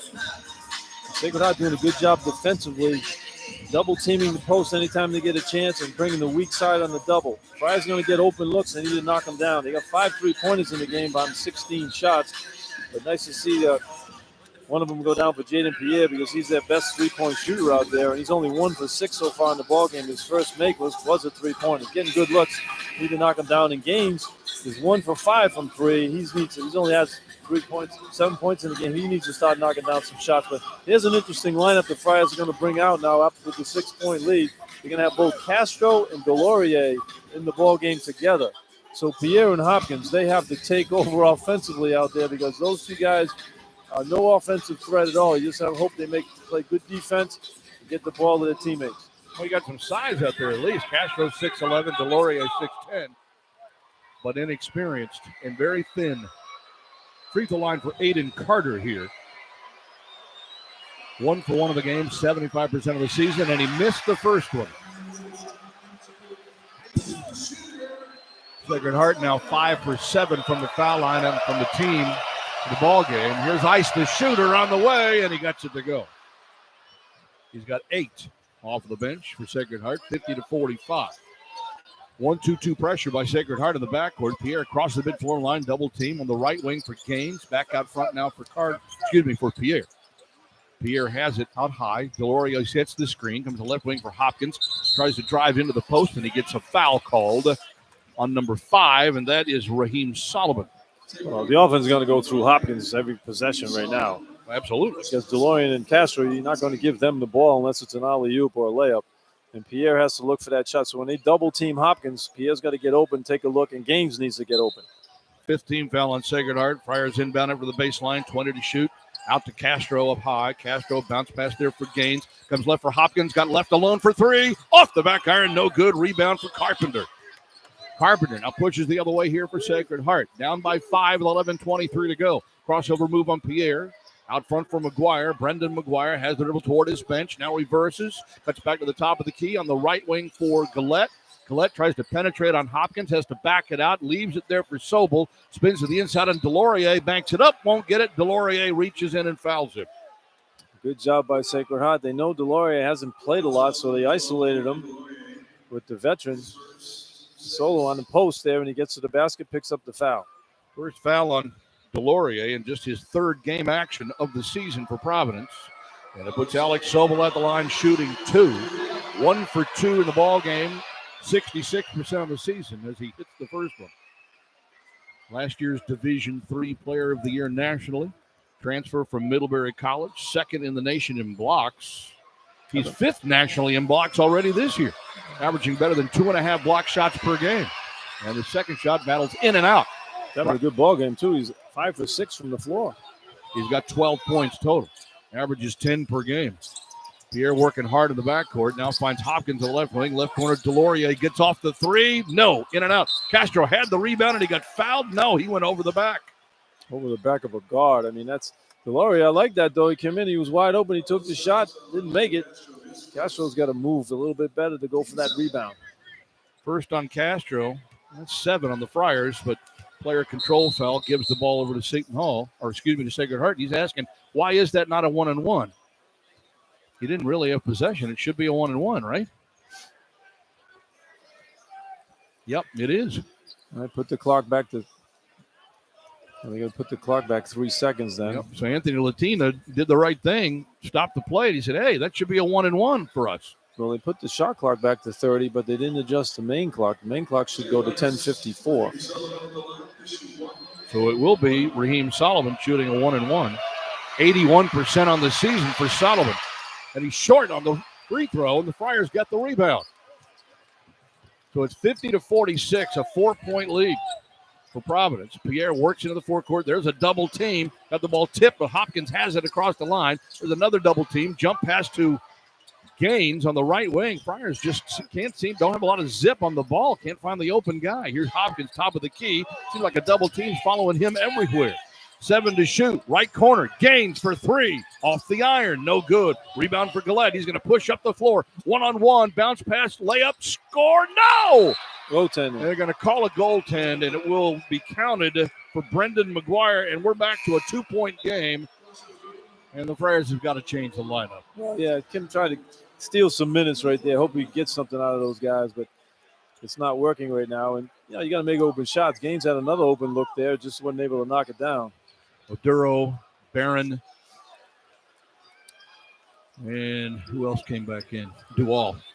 Hopkins goes out and Pierre goes out. So this is another interesting lineup right here. Pressure in the backcourt again. 1-2-2 by Sacred Heart. Friars had a 6-point lead. 4 unanswered points have cut it to a 2-point game. Barron, wide open 3, left side. Got it! How about this guy? Good thing he's out on the floor. I mean, when he's open, he knocks it down. That's Third 3 of the game for Barron. He's got a career-high 11 points in the game. 53-48. Big 3 for Rich Barron, the freshman from Chicago, as Carpenter takes dribble around the arc, steps back, fires the 3, and got it back.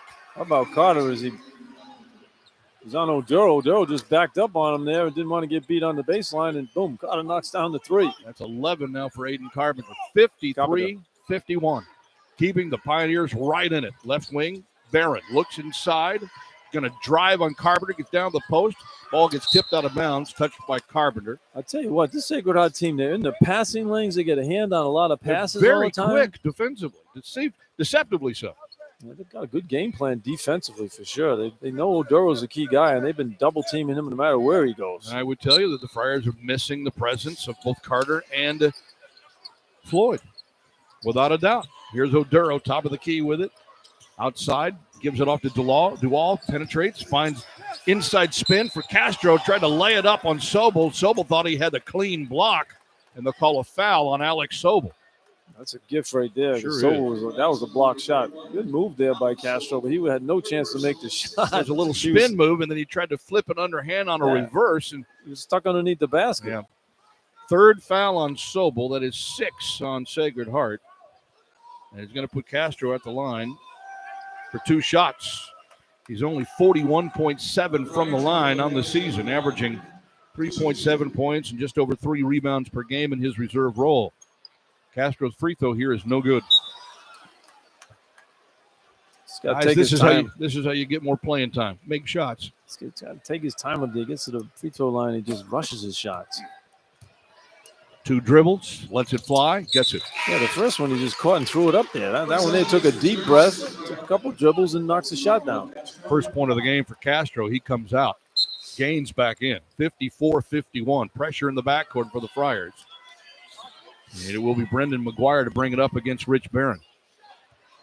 So McGuire keeps the dribble low, bounces to the high post to Sobel, back to McGuire, turns and looks to Sobel off the high post. Now Sobel hands off to Carpenter, comes off the screen, looks for the pick and roll, covered there, steps back, leans in, throws up the one-hander, can't get it. Rebound taken by Oduro. Good job by Oduro that time, playing a tough defense against the guard. They covered the pick and roll on that one too, Joe. Here's Duval off the top of the key, finds Gaines, right corner, Barron for 3, got it!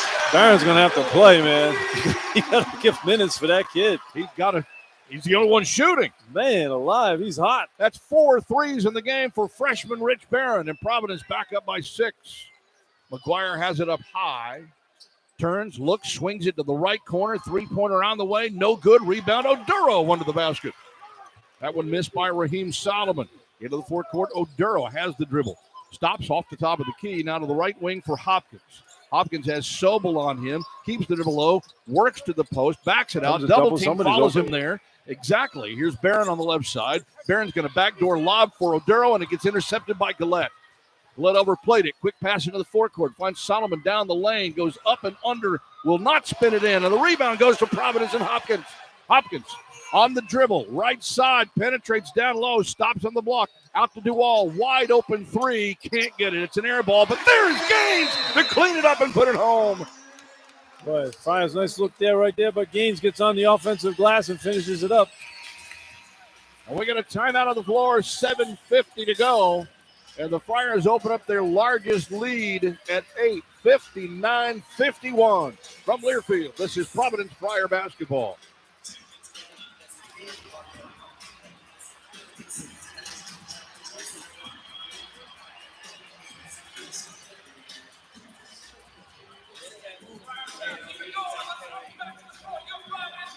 Right? Well, you're going to have to find time for Rich Barron for sure. Oh, no question. Here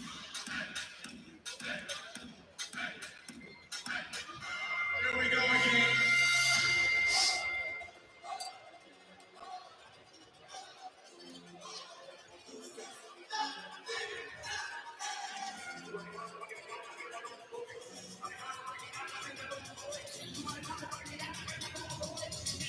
Hey, Tiffany, I'll tell you right now, better have a Rich Barron shot, I think, for that postgame show. He's the player of the game. Great. Awesome. Thank you.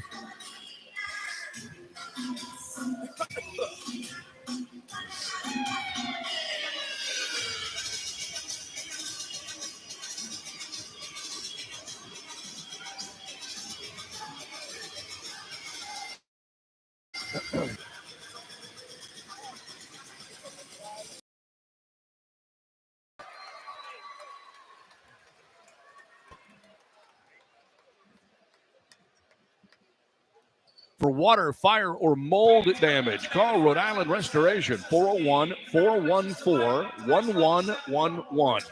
Rhode Island's top choice for property damage cleanup and repair. Emergency service available 24/7. Rich Barron show here in the second half, Joe. Yeah, where's that hot potato food truck, baby? That's Rich Barron. I mean, he's 5 for 6 from the floor, 4 for 5 from three-point range with 14 points. I mean, I'll tell you what, John. He's making the shots when they're really important, too. There was 2-point game, 3-point game. Looked like he might get some momentum. Sacred Heart comes down and scores, and now you need the pressure to score again, and he comes out and pulls the trigger on another one, not hesitating out there, playing the game like he's been playing a senior would play, and he's doing a terrific job out here, and he's been a key guy for the Friars to build the lead here at 59-51. Tim English using a lot of different lineups, experimenting with guys, trying to buy some minutes because Odora has some foul trouble. You know, we haven't seen Castro and Delorier in the game together all year, even in the blowout. But he had them in there in a 4-point game, trying to buy some minutes. And here comes our guy Barron, who comes in the ball game and helps save the Friars during this point right now with 7:50 to go, making some big three-pointers. He scored 9 of the last 14 points. And the Friars as a team on a 6-0 run here.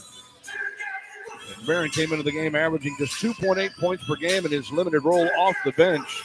Hasn't even taken a free throw this year, but nobody's out to get him. They're concerned about the three. Came into the game shooting 35% from three. And he's in open. This game, he is 4 of 5. And he's open. And the reason why he's open, Josh Odoro's having a terrific ball game with the 9 rebounds and 14 points. He gets double and triple teams, so guys are going to be open. And when Barron's open, he makes the shot. Sacred Heart with the basketball. Back into the game, Kyle McGee. He'll run it against Rich Barron. Into the forecourt to our right. Has the dribble, angles to the near side. Coming off the screen is Riley. Joey Riley back in there with 3 fouls. How's it outside against Odero? Penetrates down the right side of the lane. Reverses back to the center. Travel. Picked up there. That was a travel. Carpenter got away with it. Goes down to the baseline. Works his way in with 6 to shoot. Turns around, flips it up off the rim. No good. Rebound Gaines. Good defense by Gaines right there. Kept his position there and challenged the shot. Alfred Dual up the right sideline. Hands off for Barron. Barron's not coming out of there anytime soon. Hopkins backdoor to Barron. He gets knocked to the floor, but saves it. Keeps it alive to Gaines. Friars reverse it back outside for Hopkins. Good presence of mind with the Friar freshman to keep the play going. Hopkins gets into the lane, turns it back outside, swings it to the right. Penetration by Gaines, throws up the floater and scores. Good job by Gaines. You know, he's made some good moves to the basket in this one. The three-pointer's not falling, but he's finishing off in the paint. Gaines has 11. Friars on an 8-0 run, and they'll up by 10 for the first time of the ball game. Left corner, wide open 3. Riley, no! Gaines gets the rebound. That's the first time Riley's looked for a shot in a while. Here comes Hopkins, lost it off his leg and picked up by Gillette. Gillette with a 2-on-1 the other way, crossover step, picked up there by Guzman, throws it over his head, and a foul on Odoro. And that is now 4 on Josh Odoro with 6:31 still to play. You know, a veteran player like Odoro is, and I love him. He's a good player. But when you know you got 3 fouls and you got a 3-on-1 and you're the only guy back there, you can't. I'd let him have the basket. You're up 10. You're more important to be on the floor with 3 fouls than to get that 4th one. You could possibly not play anymore. You know, 2 points you can sacrifice right there and not pick up the foul. Got a timeout on the floor called here. 6:31 to play, and the lead is 10, but the Friars now in foul trouble. From Learfield, this is Providence Friar basketball.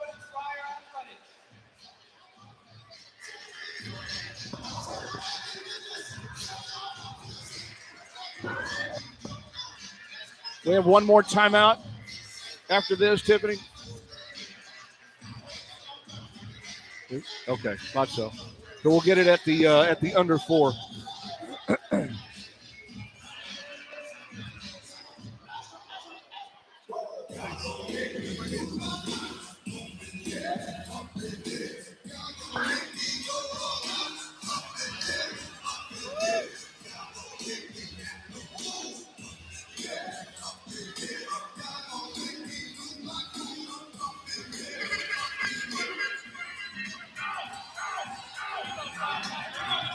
Still an 8-0 run, right?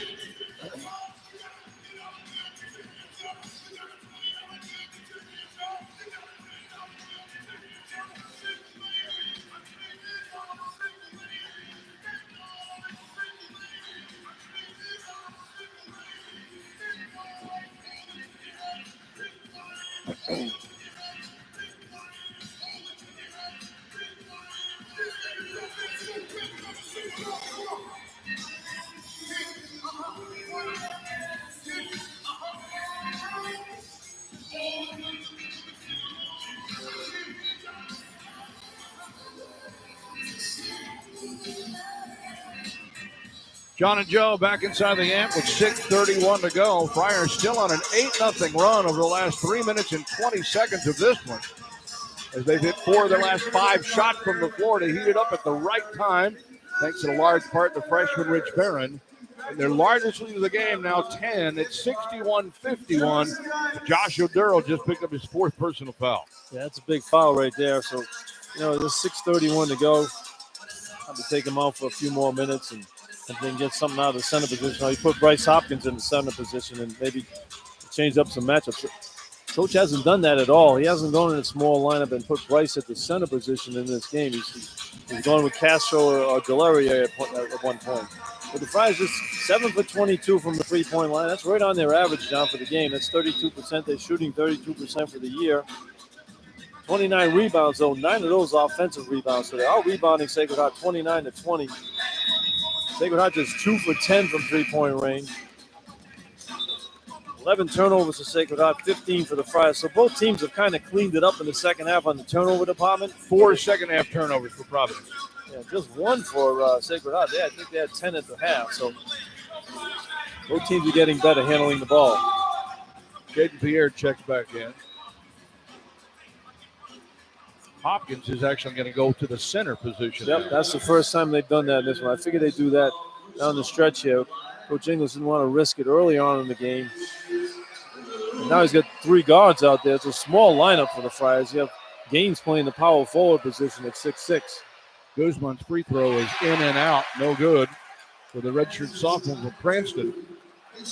Only 46% free throw shooter on the season. Here's Ice, the shooter from Dunkin' Donuts. Sacred Heart 7 of 13 from the free throw line of the ball game, and the second shot is good. Young man from Cranston has his 3rd point of the game, makes it 61-52. Alex Sobel checking back in. Stops the 8-0 run. Friars have it in the backcourt. 1-2-2 pressure. Barron quickly over to Dual in the left corner in front of his bench. Reverses back outside for Pierre. Maybe they'll try to build some time here. Maybe they can work the clock down and bring Oduro back into the game. On the right side, on the sideline here for Hopkins. He's got McGee there guarding him. Jump pass across court. Picked up there after Dual after a tip. He drives, and a foul on the drive. You see that defensive set there, John. They're playing man-to-man, Sacred Heart. They had 4 guys in the paint waiting for Hopkins to penetrate. And that's where you have to throw good passes, because if there's 4 guys waiting in the paint, there's 3 guys wide open somewhere. Sacred Heart does a good job of getting their hands on the passing lanes and knocking balls away and slow the Friars down. But good play there by Dual. He faked the pass into the corner. The defense reached in and fouled him. 4th foul on Joey Riley. Puts Garway Dual shooting a 1-and-1, and he hits the first one. That's his 1st point of the game. Garway only a 55% free throw shooter on the season, averaging 4.8 points per game off of the bench. And he's got one more try coming here. Second shot is no good. And a long rebound chased down by Gillette in the corner. Puts it back up to a 10-point game with 6 minutes even to play. McGuire bounced past Sobel. Now back to McGuire. Looks for the back door for Riley, and then he lost it off his hands into the right corner for McGee, and he can't hit the three. That would have been offense by accident. Hopkins gets the rebound. Now pushes for Duval. Duval comes left for Pierre in front of his bench. Comes off the screen, crosses the left, gets dribble penetration. Goes Nice. up from the left side with a right hand and scores. Good hesitation there by Pierre. He froze the defense twice and then just kisses it off the glass. 5 for Pierre, all in the second half. It's now a 12-point lead, largest of the game. 5:27 on the clock. Gillette has it in front of his bench. High post Sobel. Left for Riley in there with 4 fouls. Gets around Duval, drives, lays it up, and rolls it in. Wow, that's a good move there by Riley because he's not a big guy, and he was able to get past Duval and get past the shot block. That's 8 for Riley in the game. 64-54. Sacred Heart isn't going anywhere. Been very impressed with them in this ball game. Up high with it is Gaines. Gaines between the circles. Works on Gillette. Now hands off. They switch defensively. Gillette now covers Pierre. Gets a little step on him. Gets to the foul line. Leans inside with 8 to shoot. Gets the ball back out for Barron. Barron tries to post up. Jump pass over to Pierre. Scoots to his left. Fires off the three. Boom! Shot clock was going off when that ball was in the air. It knocks it down. Good patience that time, but good defense by Sacred Heart. Nice job by Pierre. He's got 8 all here in the second half. Jump pass, right corner. Gillette off the three. No! And the rebound taken on the left side by Pierre. Jaden pushes up the right sideline. Now moves to the center behind the back with the dribble. Gets it off to Barron, who doesn't get the shot off. And then Sobel comes up with a steal, and Gaines fouls him. And Sobel had a breakaway the other way. That's just a freshman pass right there. I mean, he's had a good ball game, Barron, but you can't throw those lazy passes at this level. They're going to be stolen. And that's a 4th foul on Ticket Gaines. So you have Gaines with 4, Oduro with 4, no Carter, no Floyd. Yeah, Barron, that's Barron's fault that he picked up that 4th foul because otherwise it was a dunk down the other end. That's a 9th foul. So it'll be a 1-and-1 for Alex Sobel. He's hit 2 of 4 from the foul line. Has 12 points in the ballgame. And Sobel's free throw is good. 13 for Alex Sobel. Has 2 double-doubles this season. Averaged almost 20 points and 12 rebounds per game of Middlebury a year ago in winning the D3 National Player of the Year award. Good play. I mean, he's not an imposing guy out there. You look at him, you probably pick him. If you had 10 guys on the floor, you'd pick him 10th. But he knows how to play. You know, he's in the right place at the right time. And his second free throw is good. It gets them both to go. 14 points for Sobel. The season high is 15. 67-56. So the lead was 13 briefly. Turnaround underneath for Hopkins, and he tried to hit Castro, and what does it do? It's in and out of his hands. Well, that's a bad pass, though, by Hopkins. Good idea. Castro didn't think he was going to pass it to him, so he went to the basket to maybe get the rebound. Hopkins had a wide-open jumper for a 3. He should have taken that one. And on the turnover, Sacred Heart brings it back the other way. We got an even 4 minutes to go, and it's an 11-point Friar lead. Riley thought about the 3 on the left wing, gets around the screen, stops, gives it off to Gillette. Gillette finds a screener, moves outside the 3-point stripe, now penetrates down to the baseline, kicks it all the way through in the corner, goes out of bounds. And it's going to be off of Providence, I think. Yeah, it's off of Providence. Timeout on the floor. 3:48 left. 67-56. Been a gut check for the Friars here this afternoon. We'll see how it ends up coming up next. From Learfield, this is Providence Friar basketball.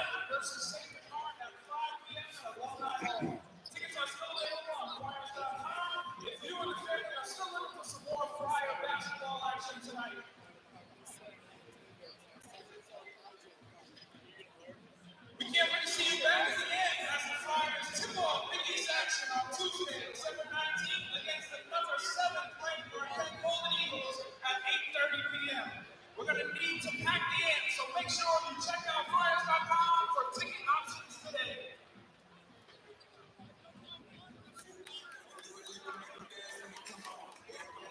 Thank you.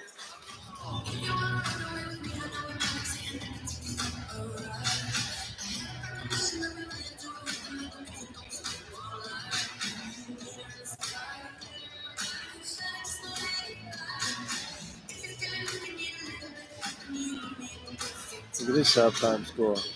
Wow, that's incredible. They were 4.5 point underdogs going into that game. Michigan State's killing Baylor. I took Michigan State, hitting 3.5. Crazy, man. Michigan State was due to win the game, right?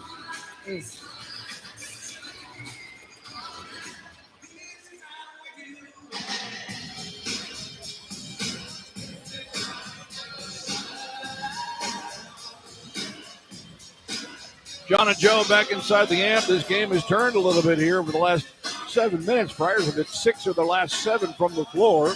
Rich Barron has 3 huge threes here in the second half. And then defensively, Sacred Heart has managed only 1 for their last 8 over the last 8 minutes.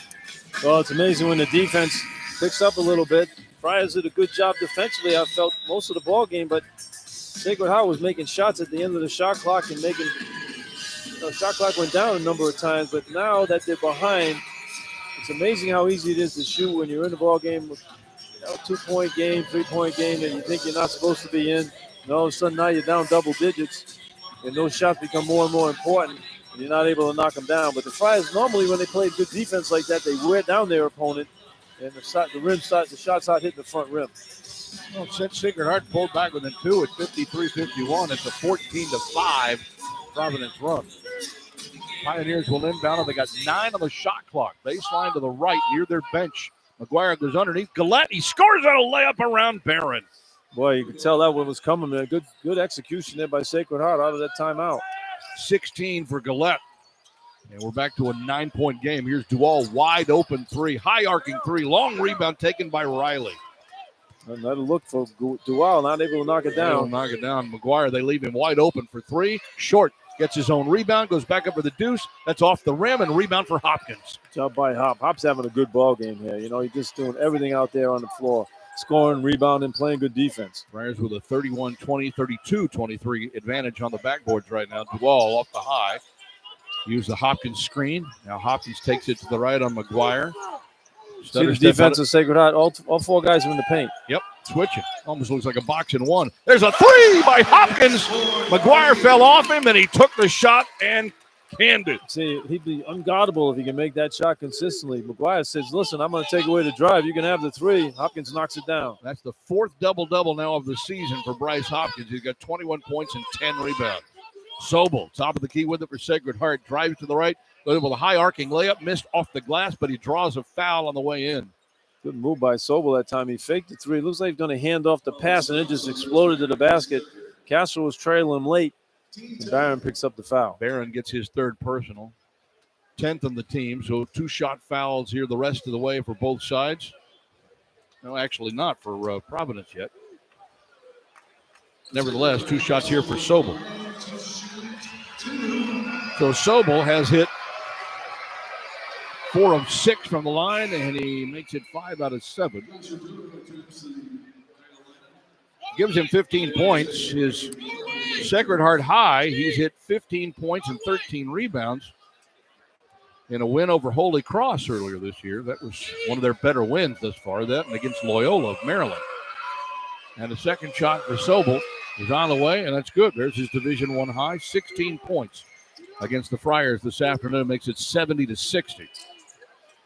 Pierre with 1-2-2 pressure again by Sacred Heart in the backcourt. Now centers it. Duval finds Hopkins down the middle. Kicks it off right corner. Barron for 3. Short that time. Hopkins offensive rebound tried to save it. Loose on the floor. Picked up by Sobel. Now goes to Riley. Riley up the floor on the break. 3-pointer. Carpenter on the way. No. Again, Hopkins with another rebound. Hopkins with a one-on-one with Riley on him. Crosses over. Lays it up. Score! And 1.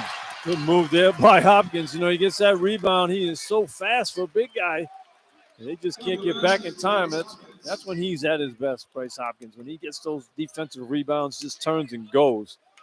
That's we need to see more of that. That's the 5th foul of the game on Joey Riley. The graduate transfer from Holy Cross will foul out with 8 points with 2:11 to go. He's a tough kid. Very tough. And Hopkins at the foul line for the 3-point opportunities. Good. Well, he's only got 4. I thought he had 5. He's going to stay in the game? Yep, he will stay in the game. All right. 2:05 to go. I love how they like to switch, foul calls around. Left side for Gillette on the left sideline, top of the key for Sobel. Now comes the right side. Riley touches it there against Pierre. Works to the right sideline on the baseline for Sobel, brings it back out. Gillette takes the handoff, 8 to shoot, steps back, uses the screen, fires the deep jumper, no good. Long rebound, Pierre. Good defense that time, challenging the shot right there. It's tough to make shots with a hand in your face. 1:40 to go and 73-60. I think finally you can breathe a little easy here. Well, the score won't indicate the game. This was a grind this whole game. Friars up 13. It feels like they're up 20 now. Barron has it on the left sideline in front of his bench. A handoff there for Hopkins and a foul called. Nope, they're just going to say it's out of bounds. Did you hear that? I mean, he had the He did it. right in front of him. We heard the skin. You can hear the slap. Yeah, and yet it wasn't called. Here's Hopkins. Will inbound it to Pierre. 10 to shoot for the Friars. Has it on the right side. Back to Hopkins. Catch and shoot three-pointer off the back iron high.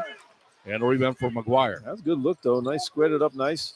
McGuire to the top of the key with it. Leaves it there for Sobel. Sobel turns, wants to hand it off. Flips it underhanded to Carpenter. Stolen by Duval. Pushes up the floor. Nice. Finds Hopkins behind the D and dunks it. How about Hopkins? I mean, you talk about athletic. The guy ran right under his feet. I thought he was going to fall. He just grabbed the rim and pushed himself up. That's a season-high 26 for Bryce Hopkins. Gillette driving, reverses, and scores from the right side with a left hand, and that's 18 for Nico Gillette. That Gillette will tear up that conference he's in this year. Northeast Conference preseason favorite. Sacred Heart Pirates pass into the forecourt left for Hopkins. 40 seconds left. Friars are going to work the clock here, leading at 75-62. High post Oduro. Right corner, Barron will not take the three. Now back out to Pierre. I think he wanted him to take it. Down to 6, down to 5 to shoot. Will they take the shot here? Pierre steps to his left, fires the three. Got Boom. it. Where the shot clock down. There's Pierre knocking it down. That's 9-11 of the second half for Pierre. Here's Gillette trying to answer. Drives into a triple team. And the Friars reach in and foul with 15.8 left. It's amazing how the officials – and Oduro is going to be called for the foul, who had just come back into the game, and now he's going to leave. Foul out with 15.8 left. Yeah, Wally would take it. I mean, he makes a call right there. I think it's trying to even up the fouls late in the game that don't make no difference at all. I thought Oduro had good position right there. He didn't even move. It's something Rooke has done for years. Well, they all do that down the stretch. Game's over. That wasn't even a foul. Of course not. And the one that was the slap right in front of us, he didn't call. Castro comes into the game for Oduro, who fouls out of the game with 14 points. So Nico Gillette will go to the line to shoot 2 relatively meaningless free throws here. The Friars have a 16-point lead, the largest of the game with 16 seconds left. As Gillette hits the free throw. Averaging 14.6 per game. He's got 18-19 in this one now. 7 rebounds, leading the team in that category as well. You know, Bryce Hopkins had to guard him the whole game, too, because Carter wasn't playing. He had the night off, the afternoon off with the sore back. But Hopkins had a good job, had to guard him the whole night, and good job on the offensive end. And here come the Friars as he makes both free throws, and we'll just run the clock out.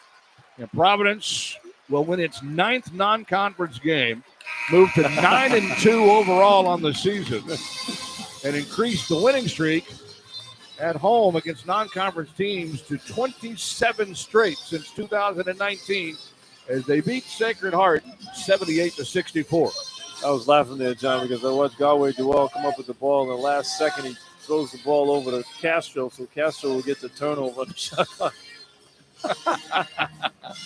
They were laughing to each other. But I tell you what, this is a hard-fought victory. Friars win by 14, but it wasn't one of those games where you're up 30 and you mail it in at the end. They had to grind it out until the last 4 or 5 minutes of this ball game to get the win in this game. Sacred Heart played a good ball game, did a good job defensively, and the Friars finally got it going on the offensive end the last 10 minutes to put this game away. Rich Barron did a terrific job making shots. PM made 2 3-pointers, and the play of Bryce Hopkins the whole game was just very good. Our Santander postgame wrap-up is coming up next from Learfield. This is Providence Friar basketball.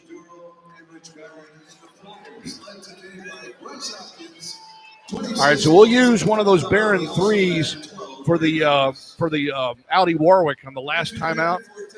So for the next, coming out a break, out of this break and then the next break, you can use another Barron three, you could use Pierre three, or you could use anything by Hopkins.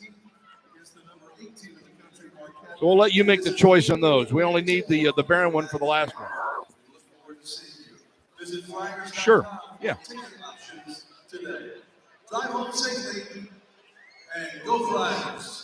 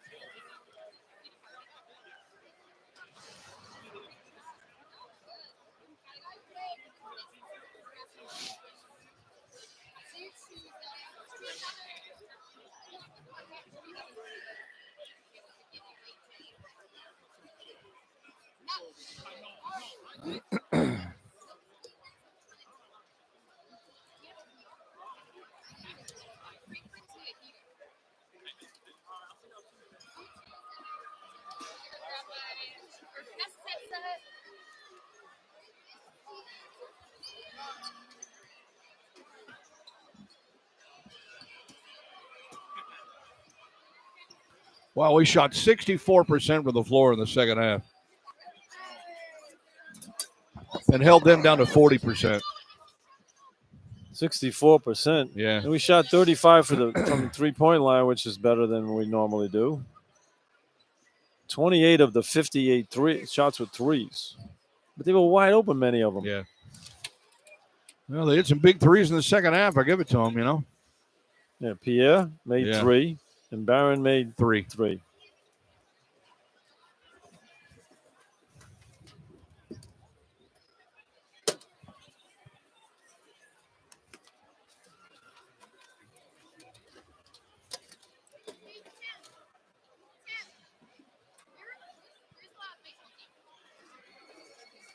Okay.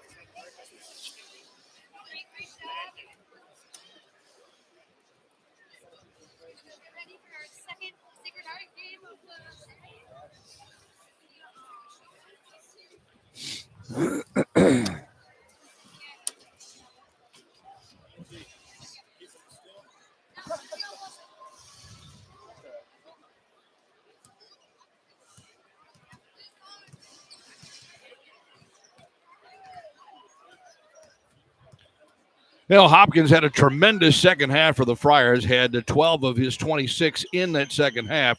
And Friars finally found some offensive range from outside with Jaden Pierre and Rich Barron combining for 6 trays between the two. And the offense finally found its sea legs in a 78-64 win over the Sacred Heart Pioneers. John Rooke, Joe Hassett back here courtside with our Santander postgame show. And you can almost kind of like, you know, sigh of relief here because you know what you have ahead. This is an easy trap game. We've seen it so many times over the years. When you come off of finals, you don't really have as much time, you know, to work on the floor because guys are worried about, you know, passing tests and getting exams done, and you've got that pressure on you, and yet you know you have to win a game because you got Big East play right around the corner. So it's a tough opportunity. And then the Friars found themselves hamstrung a little bit, Joe, on this one today because they were without 2 players who held out for precautionary reasons, and Devin Carter and Corey Floyd. So you're shorthanded to begin with, and yet you still find a way to get it done in the end. Yeah, I mean, when you're in exams, it's very difficult to focus on the games. You know, you got to get through the exam period. You're studying it all the time, and all of a sudden, then they didn't practice on Thursday of this week, so they had a tough practice yesterday. And, you know, a couple of guys are out, and it was just a perfect time for the team to come in here and knock you up because you're thinking about the Marquette game on Tuesday, which starts Big East play. So a lot of variables going on. I thought Coach Kim did a good job of trying to get some bodies in there. When you had Odoro get this third foul, he had to take him out. He went with a lineup we haven't seen with Castro and Delorier in there. You know, so those two guys can't score. So you got Pierre on the floor, hadn't made a shot, and you also had Hopkins out there. So the ball went through their hands a couple of times where they had to score. And then the big shots by Pierre, the three-pointers that were big to get the score going and keep the lead and build on the lead. But, the options the Friars had, and, with Odoro getting the 9 rebounds and 14 points, he had a good ball game. But this team came in here, Sacred Heart. They played very good basketball. I mean, they shot the ball well. They finally were under 50% for the game. They were 50% the whole game. And you think about this game, Wisconsin came in here and the Friars just beat them to death. I mean, it was, they were up. Wisconsin had 46 points with 4 minutes to go in the game. And the Friars won by 13 in that game. In this game here, the Friars won by 14, and it was a grind the whole ball game. The last 4 minutes of the game, you still had a game. And they give Sacred Heart credit. They were double-teaming everything. The Friars had open looks a lot of the times, John. The Friars are just shooting 32% from three-point range on the year. They shot 36 in this ball game. They took 28 of their total 58 shots with three-pointers, and they hit 10 of them. But they were wide open on most of those shots. And you got to knock those down because the way Sacred Heart was playing, they were double and triple teaming sometimes Odoro in the post, and as well as Hopkins. And Hop hit a couple of threes in this game. And if he can make threes like he did in this game, he'd be unguardable the rest of the year because teams like to back off him and want him to take the three because they got to take something away. Yeah. And that's one of his weaknesses. But he knocks down 2 of 4 in this one, and he played a terrific game. Well, this game, it was 31-30. Providence had halftime with a struggle, as you said, in that first half with the Friars trying to see what they really had without the presence of Carter or Floyd out on the floor coming in off of the bench, of course, Carter being a starter. And then Sacred Heart had a 38-37 lead with 16-17 to go before Josh Oduro got loose for 2 down low to give them a lead that they would not give up, but it stayed close most of the rest of the way. Oh, yeah. I mean, I give Sacred Heart credit. They did a good job on their defensive end. When the ball was in the perimeter for any Friars, there was 4 guys for Sacred Heart with a foot in the paint, foot in the 3-second area. So they would be in a help position. They wanted to encourage the Friars to take the 3.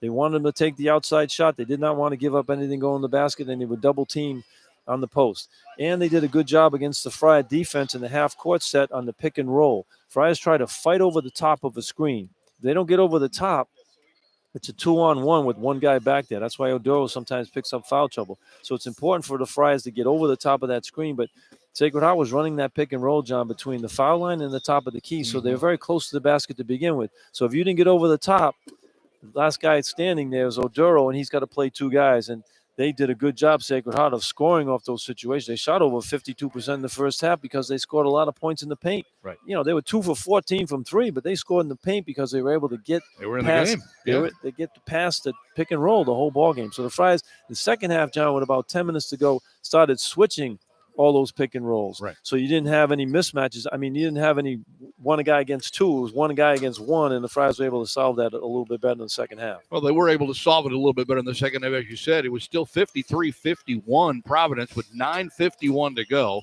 They got a free throw from Rafael Castro on the front end of a 1-and-1, and then Rich Barron came unglued and hit 3 huge threes.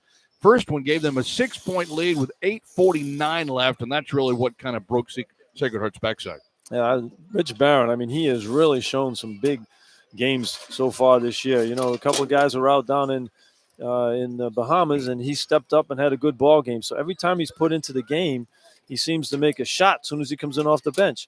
He's shooting the ball extremely well, but he doesn't play like a freshman. He plays like he belongs out there. He played 25 minutes. That's probably the most significant minutes he's played so far this year. And it's a case where now the coach can trust him. He knows when Rich has the ball, he's not afraid to take the shot. When he's open, he lets it fly. The only time he didn't let it fly was late in the game here, and Coach English was yelling at him. He didn't shoot the shot on the right-hand wing there, and he threw it over to Pierre, who shot it and made it with 1 second on the shot clock. But Barron was thinking, hey, maybe I should use more time on the clock. So he's thinking the game out there, and I think he's going to be a solid player. And he's playing himself into a role here to get more minutes in big games. You and I talked about this early in the game, even in the pregame when we knew that Carter and Floyd were not going to play, that this is going to be a Rich Barron game. He's going to get plenty of time. He did get his 25 minutes.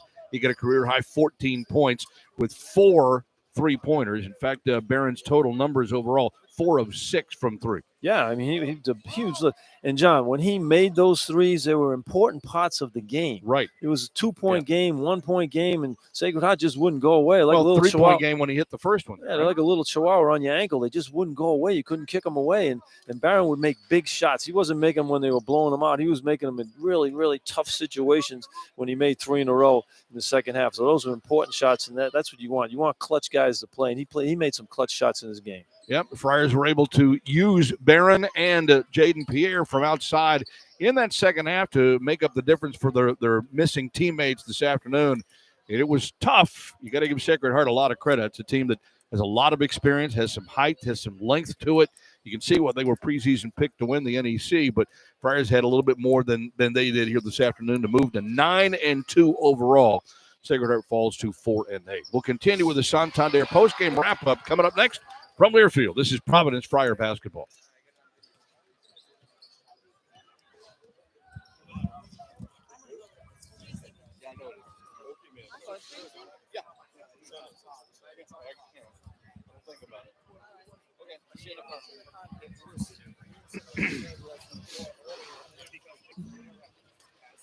Sure.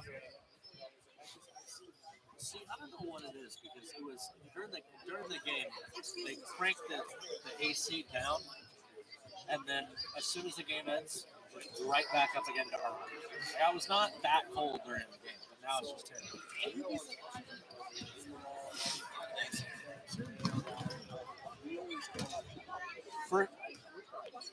First world problems.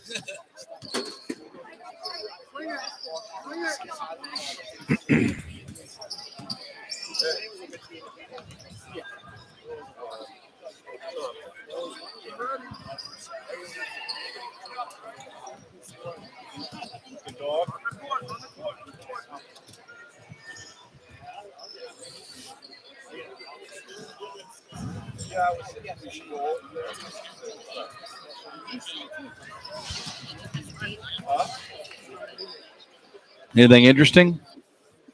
Oh, Jesus. 25 points in that one. Wow. Ooh. Georgetown is back up. They playing that one at Notre Dame? Yeah.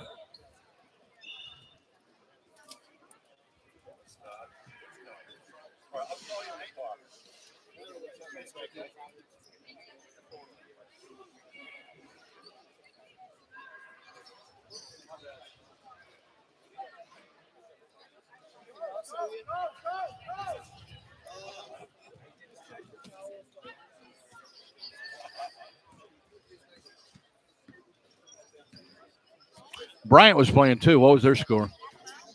Oh, there it is. Oh, they're losing to Towson.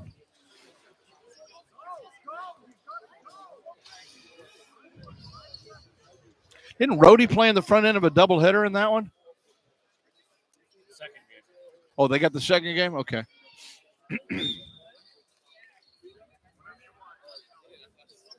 Oh, there it is, yeah.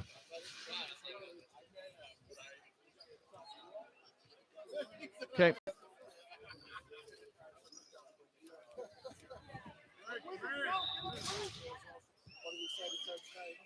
Who had the scout today? What's that? Coach Nate is out here, but he's with his. I guess he's with his daughter. So I don't know if he's the guy. I don't know if we're getting the coach or not.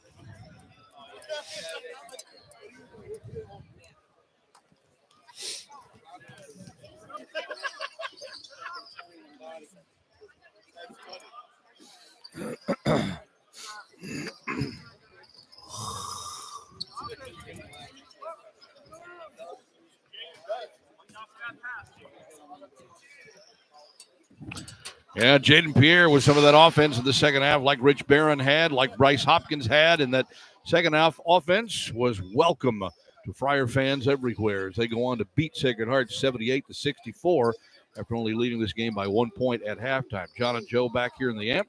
We continue with our Santander postgame show. Let's take a look at some of the numbers here overall for Sacred Heart. They had 3 players in double figures, and they were led by a team-high total of 20 points from Nico Gillette, the senior from Rahway, New Jersey, preseason first team all Northeast Conference. You can see why he'd be a candidate for Player of the Year in that league. Yeah, he's a good player, Gillette. I mean, and he had to go against Bryce Hopkins the whole game, and that's another thing that, Bryce did a good job. He made him work. I mean, the kid scored 20 points, but Bryce won that matchup with 26. But Bryce wouldn't even be guarding him normally if Carter was involved. Exactly. 16 points for Alex Sobel. Great story. We talked about it throughout the course of the game. Sobel was the National Division III Player of the Year at Middlebury College last year. He averaged 20 points and nearly 12 rebounds per game at Middlebury, won the D3 National Player of the Year honor, and decided to come to Division I and finish off his collegiate career at Sacred Heart. And, he's just sort of a multi-tool guy. He's a big presence. He shoots the ball well. He's got some slick moves down low. He can kind of go up and under. So, looks like he could be a pretty effective player for them. Well, he doesn't hurt you out there for sure. He was 5 for 6, made 6 out of 8 free throws with the 16 points. He only played 24 minutes, so he was very efficient for the amount of time he played. 16 points in 21 minutes, right? Yeah, and he's solid. He's been around a while. He's a fifth-year guy. And again, we mentioned this in the pregame. I mean, their starting lineup was 5 seniors of this Sacred Heart team and 2 are graduate seniors. So they've been around a long time. And, they're older than you are, John, as you know. Right, but, I mean, they know how to play. And, he's one of those guys that knows how to play. He's not going to woo you with any athletic ability, but he just seems to be in the right place at the right time. And another one of those transfers that they have overall, because they actually have 6 transfers on this team and 5 newcomers from last year with 4 starters back. 11 points from Siena transfer Aiden Carpenter, who hit 4 of 8 from the floor. And Carpenter ended up with 6 of his 11 in the second half of that one. 4 points, 4 rebounds for Brendan McGuire with 6 assists, 8 points, and 2 rebounds for Joey Riley, who's the graduate transfer from Holy Cross. Then you had 2 points, Kyle McGee, 3 from Raymond Espinal Guzman, the Cranston young man who prepped. Actually, he prepped at Woodstock in Connecticut. I think he was at Marianapolis for a year. But good to see someone from Rhode Island with Rhodey roots play Division I ball. Raheem Solomon and Mike Sixsmith both played, didn't score. The Pioneers finished 24 of 52, and that's 46%. Not bad, but you consider they shot 52% of the second half on 13 of 25. Friar defense held them to 40% from the second half. From the floor in the second half. Yeah, the Friars had to get out and play some good defense. They were just 1 for 9 from three-point. And when the Friars got the lead, they had to force some shots from deep to try to get closer, and that's where they struggled making shots, just 1 of 9. 1 of 9 in the second half, 2 of 14 for the game. From the foul line, they hit 14 of 20 for 70%. Rebounding battle went to the Friars, a 35-24 edge on the backboards, which is always good when you can get that. The turnovers, that's a different story. Sacred Heart had 12 of them. Friars scored 9 points off of those 12, but Providence had 18 turnovers, which we'll talk about in just a little bit. But they had 11 of those 18 in the first half. Yeah, it looked like the Oklahoma game where they started the game with the turnovers. They didn't take a shot for the first 3 minutes of the ball game with all their turnovers, but they were able to play through that. That's a habit you want to get rid of quickly. You don't want to have possessions, empty possessions, where you don't even get a shot at the basket. But 18 turnovers. They did a better job, though, in the second half. 9 steals defensively for Sacred Heart as well against the Friars. Providence had 5 players in double figures. Talk about balanced scoring with 78 up on the board, and it was led by a season high of 26 points and 12 rebounds from Bryce Hopkins. 4th double-double of the year, 14th of his career. Well, the 5 guys scored 76 of the 78 points in the ball game. Duval had 1 and Castro had 1 to round out the scoring. So good thing those 5 guys got it going. And big lift off the bench by Rich Barron. But Bryce Hopkins was on the floor the whole ball game. He played 38 and a half minutes and did a great job out there, both defensively and offensively. I mean, he had to expend a lot of energy out there playing the best player on the opposition, go out and get 12 rebounds and score 26 points. So Bryce Hopkins had a terrific game. 14 points, 9 rebounds for Josh Oduro before he fouled out of the game with less than a minute to go. And then, of course, the big day for Rich Barron, career high, 14 points, had 3 rebounds as well. In 25 minutes, he had 4 of 6 from 3 for the Friar freshman. Yeah, I mean, I like his poise out there, John. He's not rattled. He comes in the game. He gets open. He takes the shot, and he knocks it down. He's got a nice stroke out there, and he just plays within himself. I mean, he's just, he doesn't look like a freshman out there. He doesn't get rattled at all. Right, exactly. 11 points for Devontae Ticket Gaines, who had 6 of his 11 in the second half and shot 2s and made 2s, passing up the 3s. Exactly. I was going to say that, John. I mean, he's been struggling from the three-point line since he went 7 for 10, but in this one here, he got to the basket, little floaters in the lane, and that, he's taking more threes and twos in the air, but that wasn't going in this one, so he went to the basket and made some scores. And then Jaden Pierre got on track, scored all 11 of his points in the second half, including 3 threes. Jaden was 3 of 5 from three-point range, had 4 rebounds and an assist in his 34 minutes. Jaden Pierre is very important to this team. He's a very good point guard, sees the court very well. He's a good passer, and he's one of their best three-point shooters. Percentage-wise, he is the best three-point shooter on the team, so you want to make sure he's on the floor knocking down some threes. Well, this is where you really missed, I think, both Carter and Floyd, because there are only 2 other players that scored, and they each only scored 1 point. Garway Dual was 1 of 2 from the line, 0 for 4 from the floor. Rafael Castro was 1 of 2 from the line and didn't take a shot from the floor. Yeah, I mean, you're not going to get a lot of points out of Castro unless it's a wide open game and you throw it up at the rim and he can dunk it, because he's not going to give you any post moves. So Barron coming off the bench is big, and not having the 2 guys, like you said, John, that hurts the rotation and hurts the scoring. I mean, your second leading scorer is not playing. Yeah, the Friars did get game time from Donovan Santoro and Eli Delorier in this one, but I think that was more of an issue of, really, I think Kim English was just trying to buy some time out there on the floor more than anything else. Yeah, I thought Kim took a chance, too. I mean, it was a 6-point game. It was 50-44, and he put both Castro and DeLorean in the game. Right. And DeLorean hadn't played at all, and he put those 2 guys in the game, and he had Hopkins and Pierre out there playing, and those were the only 2 guys offensively that you could really go to. So he tried to buy some time, get some minutes, steal some minutes so you get Oduro back in the game. Friars ended up shooting the ball pretty well for the ball game. They were 30 of 58 from the floor. That's 52%. 10 of 28 from 3. That's almost 36%, just under that. And 8 of 12 from the foul line, 67%. We mentioned the 35-24 edge in the backboards, but the 18 turnovers, Joe, they had 14 assists, but 18 turnovers and 11 of those in the first half. They will not have a lot of success in the Big East against some of those teams if they continue turning the ball over at that rate. Well, that defense was a little bit different than what they're used to seeing, because it was 4 guys with their foot in the paint. So when the ball went inside to Oduro and Hopkins, they did a good job of getting hands on the ball. They had a ton of deflections, that team. They had the 9 steals. So they were in the passing lanes, quick to it, and they gambled a lot on defense. And Sacred Heart, when you gamble, you're taking a chance. And the Friars weren't making shots in the first half, but when the gamble didn't pay off in the second half, Friars got hot and started making shots. It was 7 for 16 from 3 in the second half. So if you gamble, you're going to have to pay at some point. Yeah, actually a pretty good number there in the second half, 7 for 16. It was in front of 8,813, the announced attendance here. So I guess the Washington Street Bridge closure didn't keep too many people away. Well, they probably couldn't wait to get here because they've been sitting in their car for 3 days. So let's go watch a game. Might as well just go to the amp. Kind of like the snowstorm back in 78, right? Exactly. We might as well just go to the game and, watch some basketball. So a good crowd here this afternoon on a Saturday because the bridge is open and people are able to get through, and that's a good thing. We'll take small victories as we can get them. And the Friars will take this victory as well by 14 over Sacred Heart. We will take a final timeout and wrap up the Santander postgame show. Coming up from Learfield, this is Providence Friar basketball.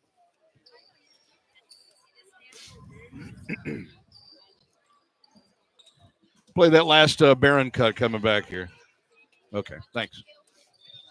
Who had the scout in this one? Oh.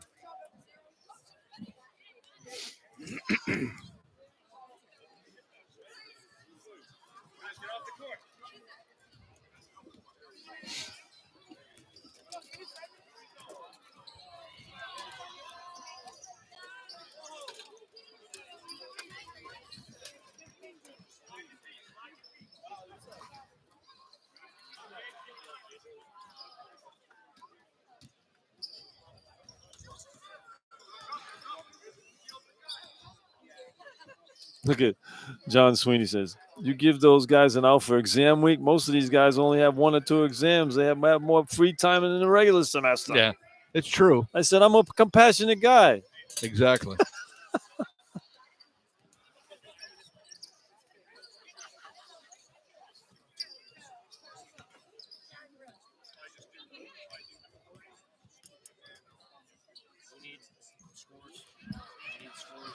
Yeah, you got them? These are the only 2 going on right now. Okay, the 2 Big East games? All right. You look at the rest of the schedule, too, here. Thank you. Thanks, buddy.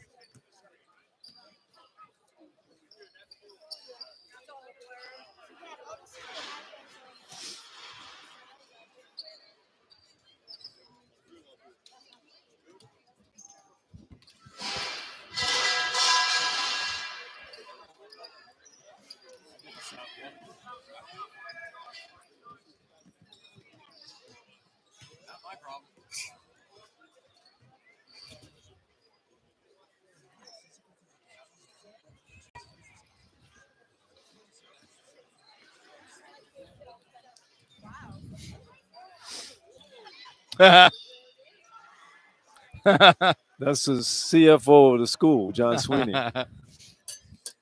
You old softy. He's my guy.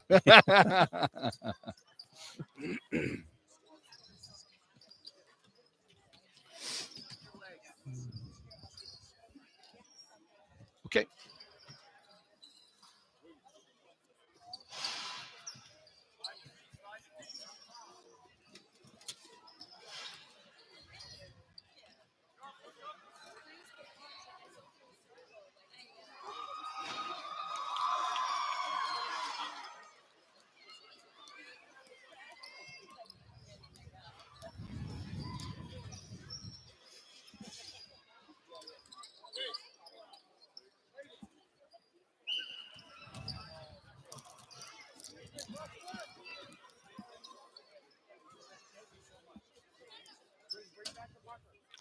Yeah, how about Rich Barron? No question about it. He's our Audi Warwick outstanding performance of the game.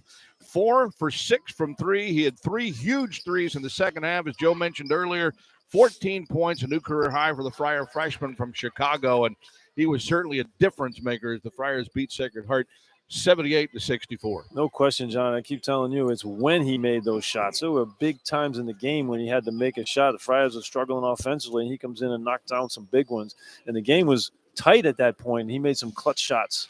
So again, for Barron, as he gets the Audi Warwick outstanding performance of the game, he's one of 5 Friars in double figures as their scoring gets unleashed a little bit in the second half, and they take a 1-point lead and end up winning it by 14 to move to 9-2 overall on the season. A couple of other games of the Big East underway right now, in addition to this one final. Right now, Georgetown playing at Notre Dame, got 6.5 minutes to play in South Bend. Hoya's leading at 55-51. Yeah, over a Notre Dame team that's not very good right now. No, Notre Dame's awful. But Georgetown, they'll hang around in games because they play good defense. And then St. John's at home against Fordham. And St. John's having a good one right now, 28-10 with a lead over Fordham, 9:15 to go in the first half. Yeah, St. John's will get better as the year goes on. I mean, they're trying to figure out the style that Patino has with all the presses and stuff. So got all new guys. He only kept one guy. He got rid of everybody else, so it takes a little while. And it was this St. John's, Sacred Heart team lost to St. John's 85-50 back on December the 6th. Yeah, if you gamble, I mean, Sacred Heart gambles on defense. They try to double team everything, and if you're going to leave guys wide open for shots, if you don't make shots, they'll stay in the games. If you do make shots, like St. John's did against them, you get blown out. Other games played later this afternoon and this evening. 3 other ones. Northwestern will be at DePaul. Battle for Chicago there at 5:30. Winthrop will play at Xavier tonight. And then here's a good one on National Fox. Alabama at Creighton tonight at 8. Yeah, Creighton been awful. 2 games they've lost this year. They got blown out. They got lost to UNLV. They were both to Mountain West teams. Yeah, UNLV is 3-4, and they got wasted by you. It wasn't even close. I mean, they just got blown out. So Creighton needs to wake up in this Alabama game. Creighton, one of those teams that, when they've got it going on offense, they're going to be hard to kind of defend. They can get beat. Yeah, I mean, they lost a little toughness when they lost Kaluma. Kaluma transferred to Kansas State. We saw him. He played very well against us. He was their power forward and a physical guy. They don't have that presence anymore. And they get on the perimeter. They don't like physical games, and they don't guard anybody. So they're a very beatable team. But when they're hot, they can beat anybody. But most of the time, if they don't guard you, you can beat them. Well, Big East schedule for the Friars will begin on Tuesday, and it's Marquette, 7th ranked currently in the country, at 8:30 here at the AMP for the tip-off. Yeah, Marquette is good. I mean, they're fun to watch. They're very deep. the guard-oriented team. The big guy, Iguodaro, reminds me of Tim Duncan out there. He's very smart on the floor, but they don't have a lot of big guys as presence-wise. They spread the floor out and try to get you to lean and then, boom, take the three-point shots. They do a good job going to the basket, so that should be an entertaining game. You got to play good defense in that one, and you have to figure out the pick and roll in that one because Kolek likes to use the high screen as well as his other teammates. They use that screen very well. So I think the Friars will be well, and hopefully Bryce Hopkins will have the type of game he had in here last year. We had 23 rebounds and 29 points, and he was a one-man fast break in that game. So if there's one susceptible area that Marquette has is they don't rebound very well. And if Hopkins can get the rebounds and push the ball down the floor and run the fast break and fill the lanes, the Friars can get some hoops. And, of course, you mentioned him, but the Cumberland's Tyler Kolek, who was Big East Player of the Year last year, returning home. Yeah, he's a great player. I love that kid. I mean, he knows how to play the game, and I think he's an NBA first-round pick, and he's a very difficult guy to guard. Being left-handed is even worse because everything's opposite, and he can shoot the ball. He's a lot better shooter than people think he is, but he's going to be a tough guy to handle, so they're going to have to play good defense to play against him. Going to be a lot of fun, but 9-2 after the non-conference portion of the schedule. You happy with that?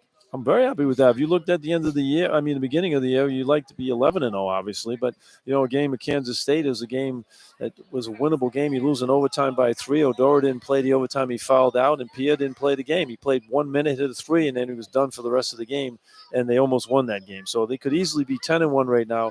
The loss they had, you can give them that loss. Oklahoma's a very good team. I don't think they've lost yet. They aren't. And, Yep. You can live with that one on the road. But those other ones, I think that's a good start for the season, and it gives you a good way to go into Big East play. And Big East play will begin with 3 straight games at home for the first time in 45 years, which is also amazing. Yeah, it is amazing. I wish they weren't that way, though, because, all the students on here for those 3 games. Right. You like to be on the road for those games, and then when you come back, you get the students in here because it's a great home court advantage there. But I think the home court advantage will still be very, very good in here with what we have.